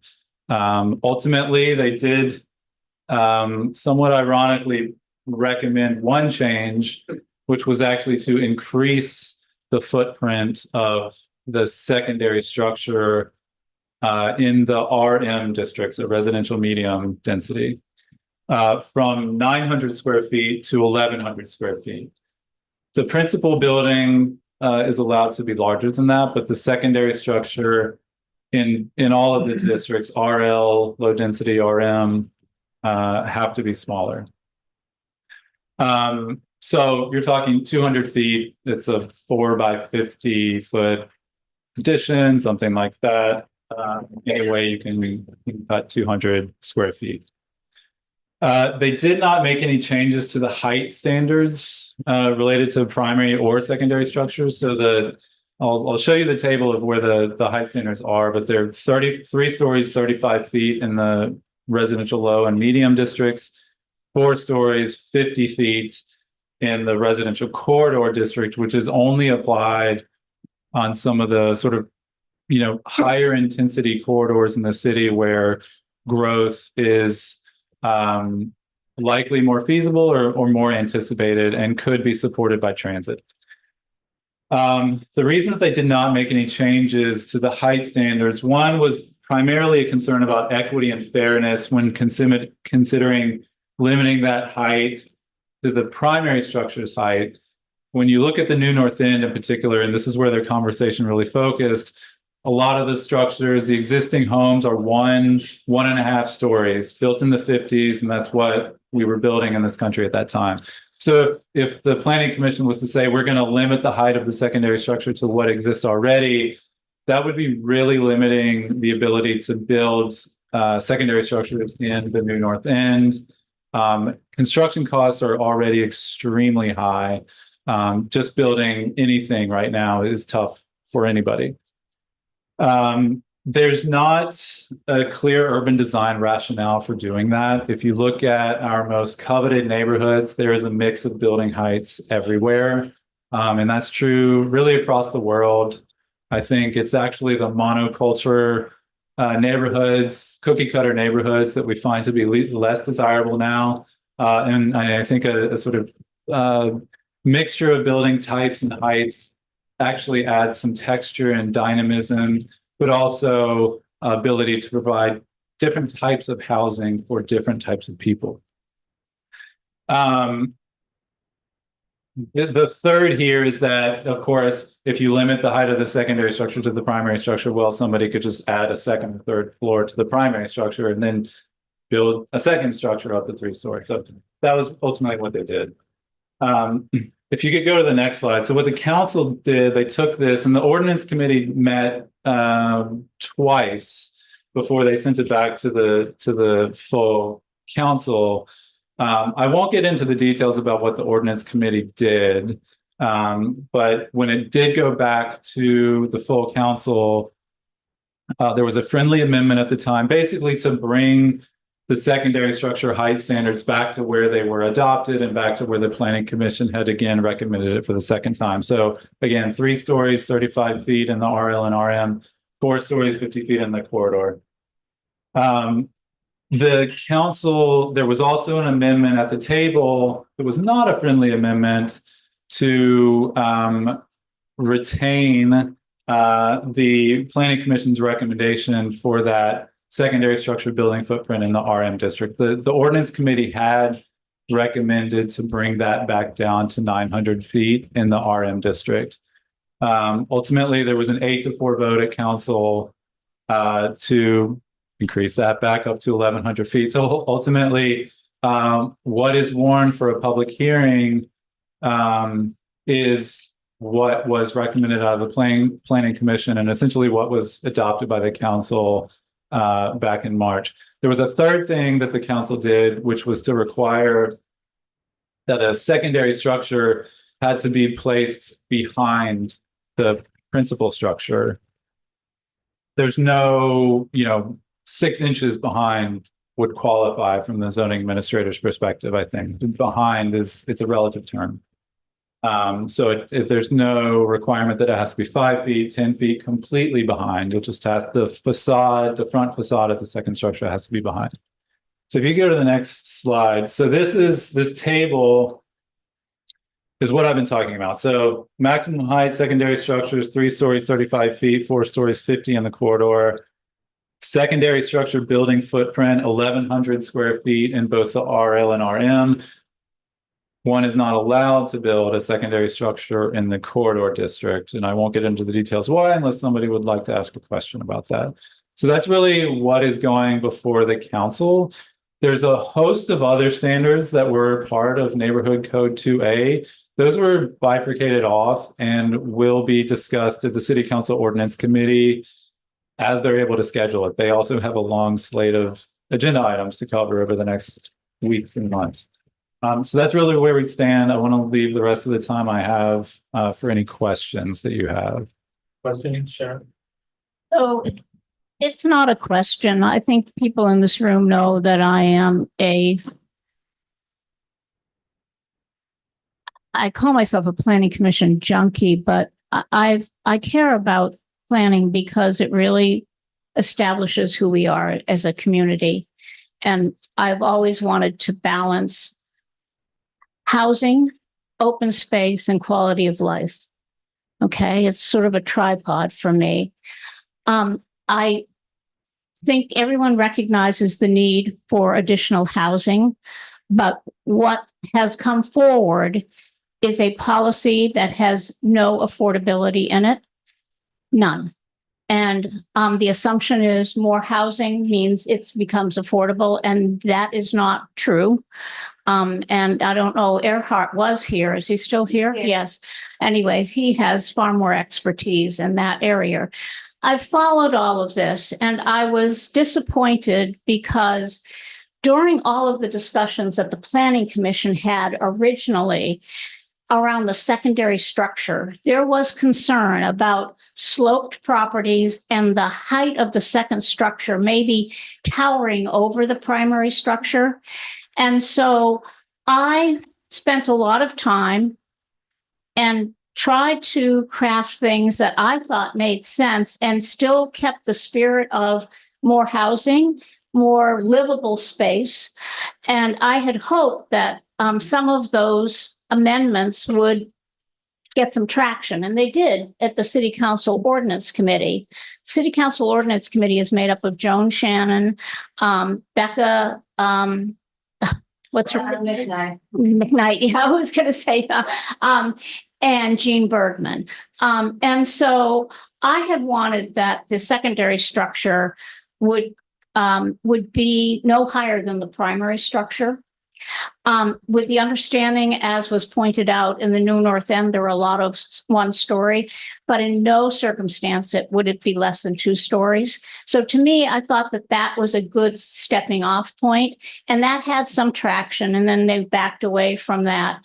I also was the person who made the observation that it didn't make any sense to have the RM secondary structure be 900 square feet as opposed to, and in RL be 1,100 square feet. If the lot allowed that size secondary structure, I thought that made sense.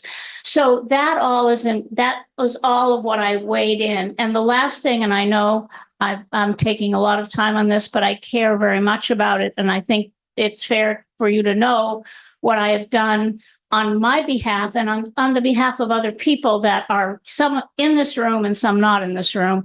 As far as the corridor, Colchester Avenue, North Avenue, and Shelburne Street are the corridors.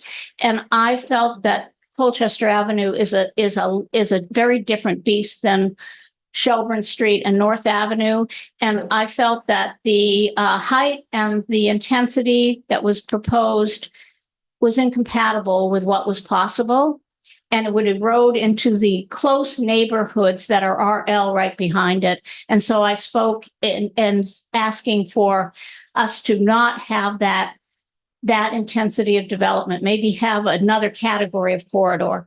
So I just wanted all of you to know that I have tried to bring forward what I thought was representative of some modifications, but still keeping with the spirit of this. And I was very disappointed that ultimately, after all the discussion that occurred, that we're back at where we were to begin with. And all of you, I don't know where you land on all of this, but to me, just because it's too expensive right now to build housing doesn't mean that this won't move forward. And I always hear, well, we can't build this now because you can't, no one can afford to. But I want a zoning amendment that is something that we aspire to look like, not something that we say, don't worry about it, it'll never happen. That is not a zoning amendment that I think we should move forward with. Thank you. Thanks. Very great question. You mentioned that the increase in the footprint, but sorry. You mentioned the increase in the footprint, but do all of the lot coverage percentages, is that unchanged? All unchanged. Yep. Okay. Other questions? Well, I just, as one of the commissioners that voted on this to put it forward to the city council, I'll just say, I was really happy to see that the city council ultimately went with our recommendation in spite of, some of the back and forth in the ordinance committee. And especially the increase of the footprint of the secondary building in the residential medium density district to 1,100 square feet. Because for one thing, it just seemed inconsistent to have a smaller footprint for a secondary structure in a higher density zone than it would have been in a lower density zone. And there's some opportunities there that might have been missed. But just to speak to a couple of the other comments, there was an effort. I made an effort to take out Lower Colchester Avenue, which I agreed with Sharon on. That is a different kind of corridor than North Avenue or some of the other RC residential corridors, especially given the hilly aspect of it, the ravine on one side and so forth. But that was not an amendment that the rest of the commission was going to support. So it was withdrawn, but there was an effort made. Also speak to the affordability. I raised the affordability issue a number of times as a commissioner, and I think some folks know this, but just for everyone's benefit, there are a number of proposals to do some changes, make some changes to the city's current inclusionary zoning ordinance. And one of my concerns was, how does inclusionary zoning mesh with neighborhood code? Because right now it sort of doesn't. And as Sharon pointed out, given current building costs, supply does not necessarily, additional supply does not necessarily guarantee any kind of affordability. It just, if it's going to get built at all, it's going to be market rate housing if it has no subsidies. So meshing inclusionary zoning with neighborhood code was one of my concerns. And given that there's several other proposed changes to inclusionary zoning, it made the most sense not to consider the meshing of inclusionary zoning with neighborhood code sort of in a vacuum, but to do it together with the other proposed changes to inclusionary zoning. So that's there. And Charles will probably explain. There's a number of other things that the commission is looking at in terms of neighborhood code and planned residential planned unit developments is one of the ones that we've already discussed. And that's going to be, one of for city council, that's probably one of the next ones that's going to come from the planning commission to you guys. But I would ask also that once we do get to act on inclusionary zoning, I know the city council has a massive backlog of things that you're dealing with, but and you're not on the ordinance committee, but just would appreciate, some of that political muscle to make sure that when inclusionary zoning reforms amendments come through, that they get some kind of priority by the city council, because I think that's the other shoe that needs to drop, or the other part of neighborhood code that needs to be fulfilled. I can respond. Let me just respond. We heard a couple comments about affordable housing, inclusionary zoning. Yes, you're right. I share your opinions, Erhard and Sharon. Inclusionary zoning and affordable housing, in my opinion, should have been considered earlier. But I can assure you that our office has engaged with the mayor, the administration recently on the package of inclusionary zoning standards that was presented to the Planning Commission in March. We did talk with Emma and her team about the neighborhood code and the overlap in inclusionary zoning. And the direction is, yes, we would like to accelerate that discussion. And so, to the extent that there's an inclusionary zoning package coming in the next few months, you can expect that there will be some neighborhood code treatment there. In our research, there's two ways that communities who are doing both missing middle and affordable housing at the same time address it. One is to offer bonuses in terms of more units or more floor area ratio or density in exchange for affordable units.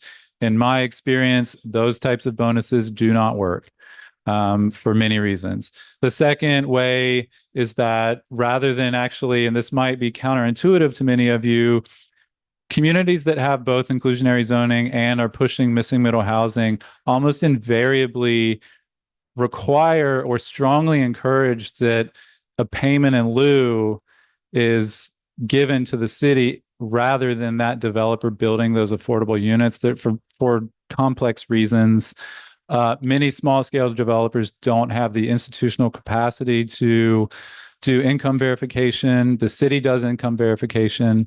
There's communities in California that are doing that. Acknowledging that our payment in lieu fee is too low. It's not been changed in many, many years. We need to change the fee. And we also need to establish a yearly recalibration that takes into consideration inflation, construction cost, labor cost, some other factors. So yes, I think we need to look into the options that we have and be smart about what models work and what don't. I'm not going to advocate for bonuses for affordable housing because I don't think we're going to get affordable units that way. I'm taking on the payment and lieu process very quickly. Is that then the money goes to the city and the city can use it to build? Dedicated to the Housing Trust Fund for housing creation. Yep. Affordable housing. Yep.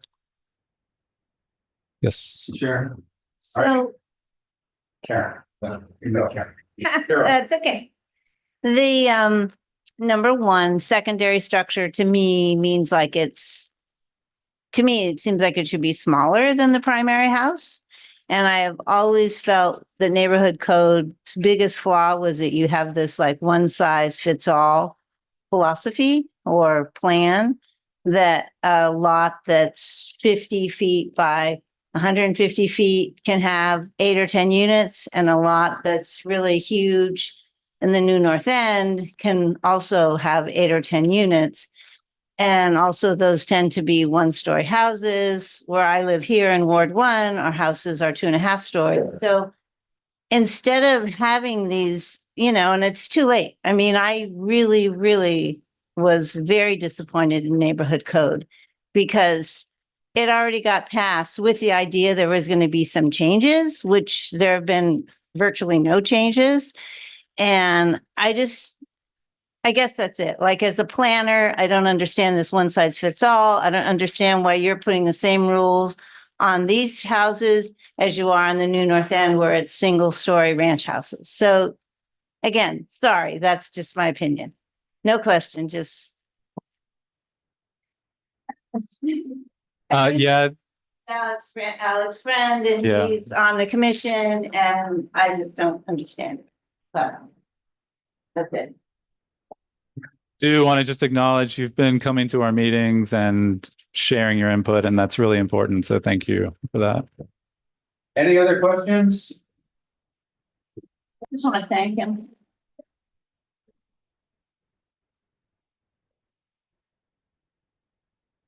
Lisa has. I do have a question. Okay.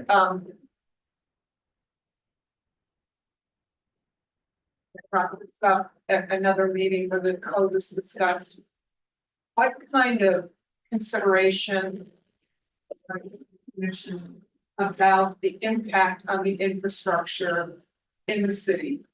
Water, sewer, traffic, etc. We definitely need more housing. But we also have finite space here in Burlington, and it seems to me like our infrastructure is already depressed. And I'm not hearing anything about a plan. So there's two answers to that question. One deals with the sort of larger system scale and the capacity of the wastewater treatment plant, specifically the main treatment plant in the center of the city. We provided data to the Water Resources Division that they are incorporating into a model that will determine ultimately the size of the wastewater treatment plant that the city needs to build or to add to the existing plant. So that's one way. We've sort of figured that there will be, I want to say it's 10 units a year created by neighborhood code for the next, 25 years or so. And that would be adequate for the main wastewater treatment plant. The northern wastewater treatment plant has much more capacity, so there's not much of a concern there. So the second part to the answer, which extends citywide, is yes, it's always been our intention to work with Water Resources and Neighborhood Code Part 2D or E or whatever letter it is, to dial down on what are the site level strategies that we can do from a stormwater perspective, specifically to handle any increased amount of impervious surfaces. Many communities offer, cost sharing programs to help people build rain gardens. It's not always desirable because if you build a rain garden and then you sell your house, there's no guarantee that the future owner is going to be able to maintain that or will want to maintain that. So I think the direction needs to be, well, what are some sort of district or neighborhood scale green stormwater infrastructure solutions that the city can implement in coordination with neighborhood code? The tool to get the money to do that, we don't know what that will be yet, but it's something we're definitely paying attention to. The lot coverage, I will say, 45%, 55% still will inevitably leave a large amount of pervious surfaces in our residential neighborhoods. I do want to add, though, that one very negative consequence of the last 5-6 decades of pushing low density development across the country has been sprawl, which is eliminating massive amounts of pervious surfaces in the hinterlands, farmland, forest land that has been developed. And so those are greatly impacting our rivers. We've seen that the last couple summers. So I think we need to think about this, not within just the context of Burlington, but regionally and even statewide. What are the regional impacts of our local land use decisions? And so if we can accommodate more housing in Burlington, it will do many great things at a regional and state scale. Thank you. Thank you very much. Yeah, thanks for having me. Do you guys work with the Chittenden County Regional Planning Commission? Very closely. Yes. Do they know that they're working with you? I had a call with every day for the last 2 weeks. Okay. Just checking. Why? Why am I asking that question? Yeah. I have a low opinion of how well we work together in Chittenden County. Oh, well, I think regional coordination could be greatly improved also. Yeah, and then we're at a stage where just a little bit of coordination would be a huge step forward. Anyhow, that's a statement about them, not a statement about you. All right. Last but not least, Darren Springer's here to talk about the electric department bond ballots. Joined by a colleague. Okay.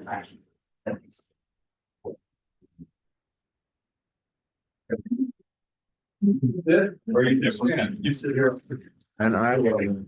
When people talk, would you state your roles in addition to your names? Yes. Roles. Roles. What is your position? Where are you from? Yeah, thank you. All right. Hey, everybody. I'm Darren Springer, General Manager with Burlington Electric Department. I'm going to let my colleagues introduce themselves. Good evening. Emily Stebbins-Wheelock. I'm the CFO and Manager of Strategy and Innovation at Burlington Electric. And we're here to talk about the Net Zero Energy and Grid Reliability Revenue Bond. That's ballot question 1 on your November ballot. And we just have a couple slides. I know time is late, and we'll run through them as quickly as we can. And Emily's going to kick us off. So just starting with the basics of what a revenue bond is, it's a form of borrowing. Essentially, the electric department will be asking voters for permission to borrow up to $20 million to be paid back through the revenues of Burlington Electric. So revenue bonds are different than general obligation bonds issued by the city. They're backed by the revenues of the electric department, the fact that the electric department has an infrastructure that can generate revenues. They're not backed by the full faith and credit of the city of Burlington. They are not paid for by the property tax. They're paid for through Burlington Electric rates. And I think I've gotten all of that. The approval of a majority of Burlington voters is required for Burlington Electric to issue revenue bonds, and we've used them several times over the past decades, starting in the early 80s to fund the construction of McNeil. We funded the startup of our energy efficiency utility in the early 90s using this financing structure. Our smart grid infrastructure, we purchased the Winooski 1 hydro facility with revenue bonds, and then most recently in 2022, we issued a $20 million net zero energy revenue bond, what we think was the first of its kind for a municipal electric utility in the country. So Darren's going to talk about that next. Thanks. And these slides are available at burlingtonelectric.com. So if you go to our website, you can find slides. We have additional information, FAQs about the bond. So back in December of 2021, voters in Burlington with about 70% approval approved the first ever net zero energy revenue bond that Emily just mentioned. And that was a $20 million bond. We envisioned it as the first of 2 tranches to help us make progress towards our net zero energy goal. That bond, we've spent through about $12.5 million of the $20 million, and we anticipate either this fiscal year or in partway through the next fiscal year, we'll reach the completion of that investment. And that's why we're bringing forward this new proposal. That bond helped us do a number of things, including increasing grid capacity from 77 megawatts to 80 megawatts. Our peak right now is a summer peak, about 65 megawatts. So we're trying to build some headroom here so more people can drive electric and use heat pumps. We get more electric transit buses, more geothermal systems. We want to make sure the grid can handle all of that while staying as reliable as everybody expects it to be. We also used that bond to invest in some really, big important firsts for Burlington. The first modern electric vehicle fast charger was put in at our office at 585 Pine Street. We have another one that's going to be energized soon downtown at the Marketplace Garage. So we're building out the EV infrastructure with that bond.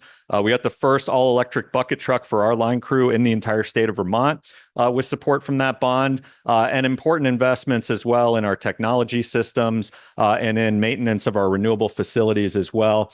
We've got a few photos here. We also were able to help bring some electric transit buses to the Green Mountain Transit fleet with some of the liquidity created by that bond. Next slide, please.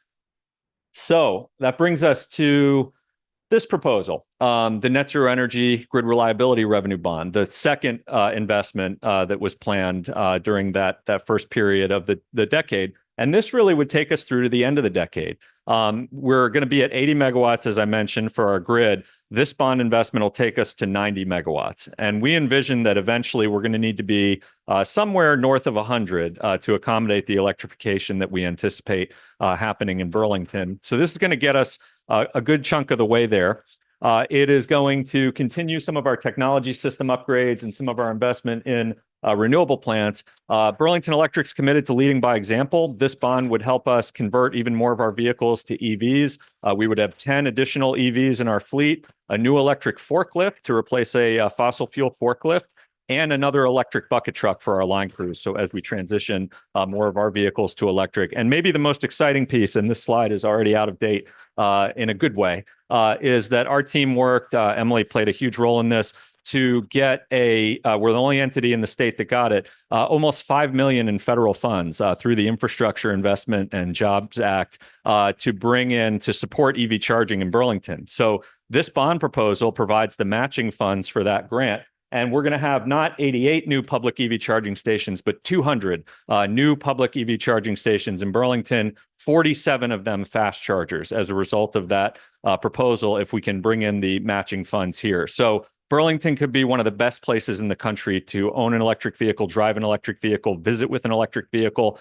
We have a lot of car share electric vehicles that we're supporting as well. So we really see this as a great opportunity for us. And we've learned that these bonds not only are really important investments on their own, but they do provide matching funds for a number of federal grant opportunities. We've been successful with 2 competitive grants so far, including that one at the federal level. Next slide, please. I'm going to turn it back to Emily. So this pie chart shows our plan for how we will spend the proceeds of the bond, how the 20 million will be distributed. So you can see the lion's share, just under 80% in the big blue portion, is for distribution and EV charging. That essentially means the electric grid, poles, lines, wires, transformers, switches, substations, that sort of thing. 9% in our renewable generation facilities, 7% to IT systems, 4% to like facilities, fleet EVs, and then a little bit on demand response and flex load management programs. Next, please. So let's talk about the question about how will this affect my electric bill? And the way that we're presenting this or thinking about it at BED is, if you want to make these investments and you want to make sure you have enough cash to fund your operations, right? This is sort of, I liken it to like your roof needs fixing, right? So how are you going to pay for your roof? Well, you can go to the bank to get a loan, or you can wait till you pile up enough cash to pay for your roof, right? So if we were to try to pay for these investments without the bond, we would either need to raid our cash, which would not be good for our credit rating, or would need to raise electric rates, right, to build cash to pay for these investments. So this slide is not an indication of what rate changes will be. It's meant to indicate sort of the power of the financing tool. So if you made all those same investments and maintained a healthy cash position, and you had the revenue bond as that source of financing, it would result in about, we project anyway, that our rate pressure in FY26 would be about 2%. If you tried to do all the same stuff and you didn't have the revenue bond, we're projecting almost 13% of rate pressure. Again, not a plan for what we would do, but meant to illustrate the economics basically, right, of having that financing tool available. I think that's the last slide. And I think the only other thing I would just mention is that we're all aware of interest rates and we're watching them closely. A positive vote on the November ballot does not mean we need to issue immediately. We'd be working with our financial advisors to watch the interest rate environment. For the 2022 bond, we got a great rate of around 3.5%. So we'll be hoping and watching for rates to fall further and hope to issue more in that range later in 2025. I think we'll happy to take questions. Yeah. So this $20 million, I think, it's to increase charging station with the foreseeable future. You think that you will need that. Is that correct? That's one component of it. It's also really investing in the distribution grid itself to add more capacity, to have more electrons essentially flowing through the grid as we use more electricity for things like EVs and for heat pumps. And the electricity comes from where? Like, Well, as we are drawing more electricity, where are we getting this electricity? Yeah, no, it's a good point. So we're 100% renewable, actually a little bit more than 100% renewable, typically over the last few years. But our plan and our goal is to continue to be in the market for additional renewable energy. There was a law passed just this session updating the renewable energy standard for Vermont, and it said that utilities like BED that are already 100%, as our load grows, we need to meet a portion of it with what are considered newer renewables built 2010 or later. So we're going to be looking for more solar, more wind, more hydropower in the New England market, in Vermont, in Burlington, where we can get it, certainly the solar. So we're going to be looking for more renewables as our demand grows. And where are we getting these renewables? Well, I mean, right now, we have a diverse mix of renewable energy. We have wind projects in Vermont and Maine. We have hydro that's both in Vermont and within the region. We have wood, obviously, from McNeil. And we have solar in the city, almost 10 megawatts of solar. We're actually the most per capita of any city east of the Mississippi. So in Burlington, you really can't grow a whole lot of new renewables except potentially some solar. But we'll be looking in Vermont as well as the New England region, New York region, certainly for wind power, for hydropower, and other renewables that might be available. One last question. So I've been going to the council meetings and stuff. I have heard that just in the past year, it's costing us. I'm a BED ratepayer, so you say my taxes won't go up, but my electric bill will go up because that's all I have for electricity. But that it's costing us $8.5 million to run the McNeil plant. Not accurate. We're going to actually be filing information this Friday, so just a couple days from now, in a Public Utility Commission docket related to that question. So there's two folks who intervened, they're essentially litigating with us in that docket, who have made that assertion. And that assertion's not correct for Burlington. What we're going to do is present our value streams from the McNeil plant. It's important to remember we're a half owner of McNeil. If you look at the profit and loss statement in a given year for McNeil, only half of that's attributable to Burlington Electric. And that assertion on the profit and loss leaves out a lot of important things. I'll just give one example. McNeil pays a pilot payment to the city of $1.6 million. That supports the general fund, that does help with, tax burden. And that's not considered in the profit and loss as a benefit. That's considered as a cost to the plant. But we're not in the business of running the plant. We're in the business of being your electric utility. And so there's a lot of pluses and minuses that aren't accounted for in those figures. So look for some news on Friday about that. We're going to have more to share there. Yeah, those statements get made and then nobody says anything. Yeah. No, it's not. Thank you for that question, though. A couple questions and a comment. A couple questions and a comment. What interest rate was the 2% rate increase calculated at? What was the assumption on interest rate when you came up with the 2%? 4%. 4%. Okay, that's fairly conservative. And then the other question, Darren, thanks for mentioning solar and our high per capita rate. As you guys know, Bernie got $7 billion in solar for all through the Inflation Reduction Act, and I'm just wondering how BED is how you guys are tapping into that so we can do even better than we're currently doing. Yeah. So I was on a call with Senator Sanders and some of the other utilities just recently. Over 60 million of that 7 billion is coming to Vermont for what's called Solar for All, which is a low-income solar program. So there's, I think, 3 different ways we can benefit from it. One is there's going to be a multifamily low-income solar program that could support solar on buildings in Burlington. There's also going to be individual residences, again, income qualified. So we may have individual homes that might be able to benefit. And then there's a community program where the public service department's going to buy into one or more solar projects potentially with these resources and flow some of the benefits to the different utilities. And what we're envisioning is our energy assistance program, which provides a 12.5% discount to our income qualified customers. We already have a great program there, and we'll use the Solar for All program to support those customers.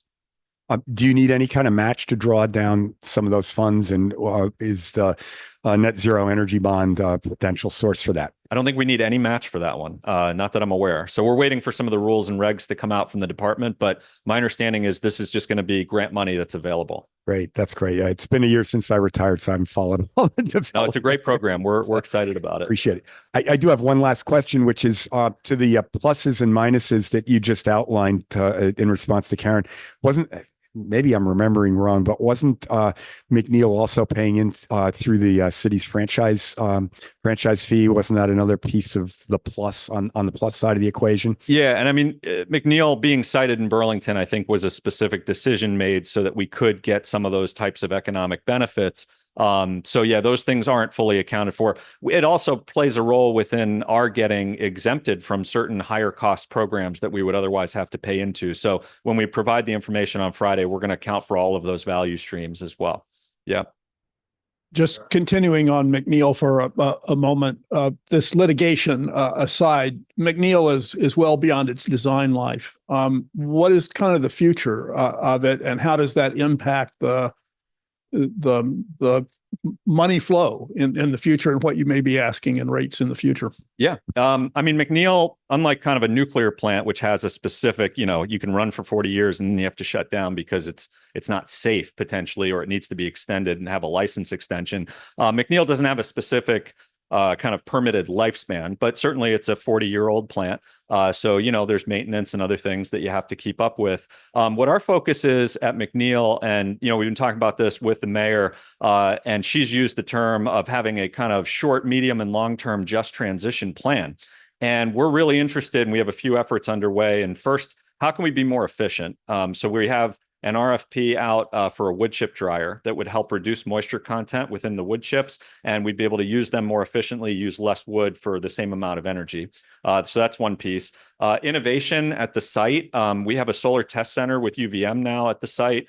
We actually are supporting some Intervale farmers. We have a shipping container that's being used for year-round agriculture for some displaced farmers from the Intervale. That's a neat kind of new thing that's happening. But how else can we use the site? Battery storage, for example. That's something that I think could be part of the future for McNeil. And then, longer term, I think we want to make sure that when we move away from McNeil, we're moving towards other renewables.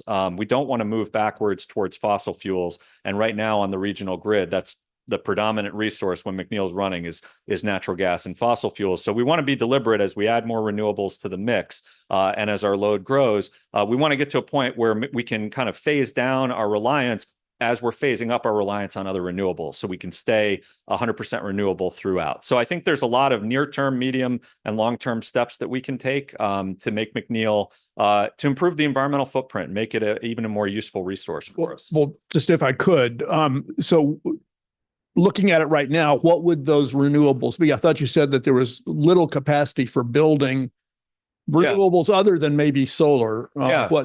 I mean, this is part of the challenge. I just want to be, straightforward about it. You can't build a whole lot of renewables right now in Vermont. There's larger solar projects are proposed. There's opposition to those. You can't build wind. We haven't built wind in, I think, 8 years in the state of Vermont. And all the wind developments happening is offshore. And it's harder for a small state like us to get in the queue and get a piece of that. We'd like to, I think, provided the cost is good. And then hydropower, we're not building any new hydropower, and there's a lot of competition for some of the hydropower resources. The one thing I think we can control a little bit more is battery storage. So McNeil not only provides renewable energy, but it's one of the only resources we have that we can turn on and off when we need to. And battery storage at a large scale can mimic some of those qualities. We don't have very much battery storage in Burlington, so I think we want to start building that out. But we need, as a state, I think, to be a little more committed to building more renewables if we want to support this transition. And certainly we advocate for that.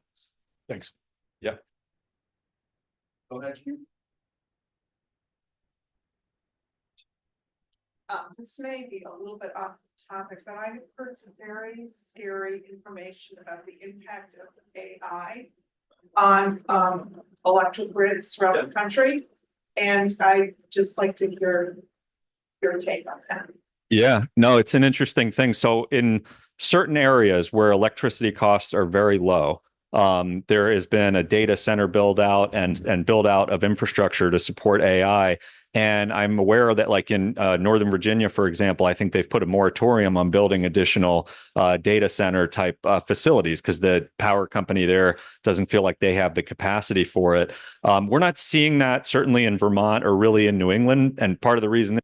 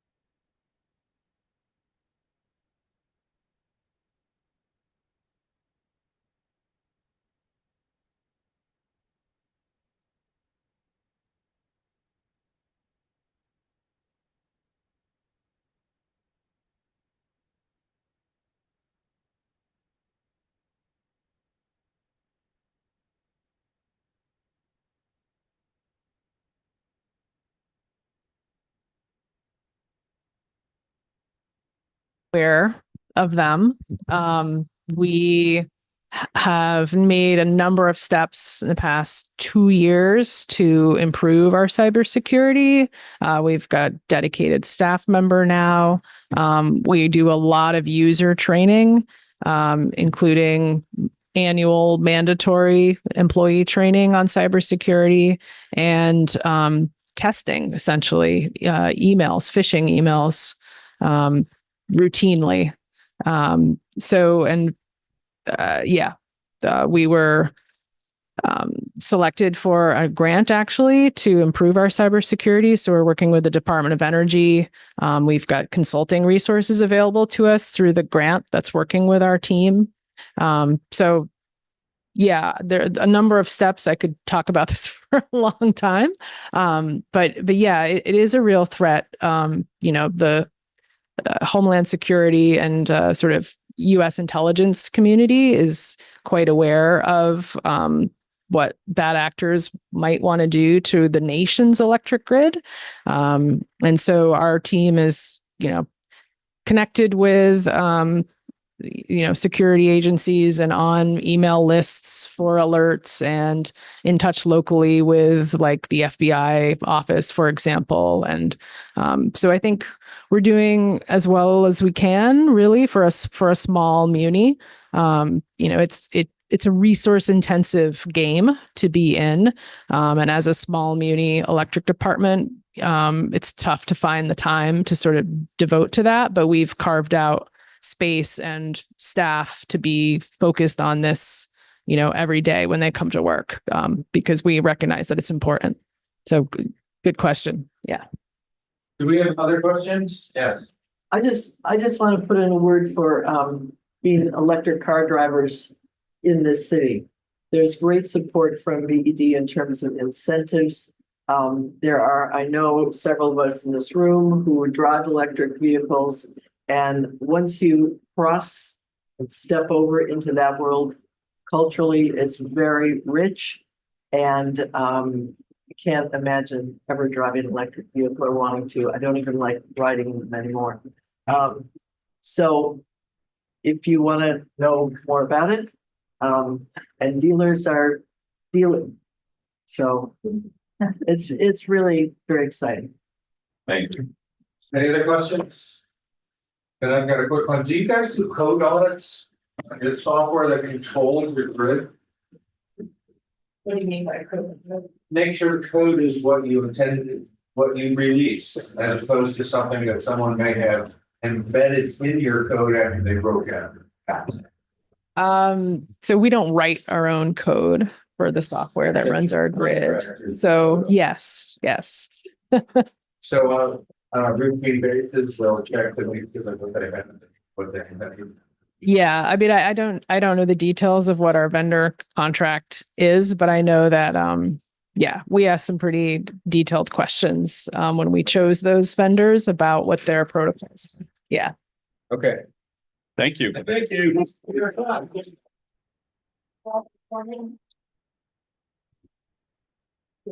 And we'll see you next month. After the election. You're right, after the election. Day after the election. The day after.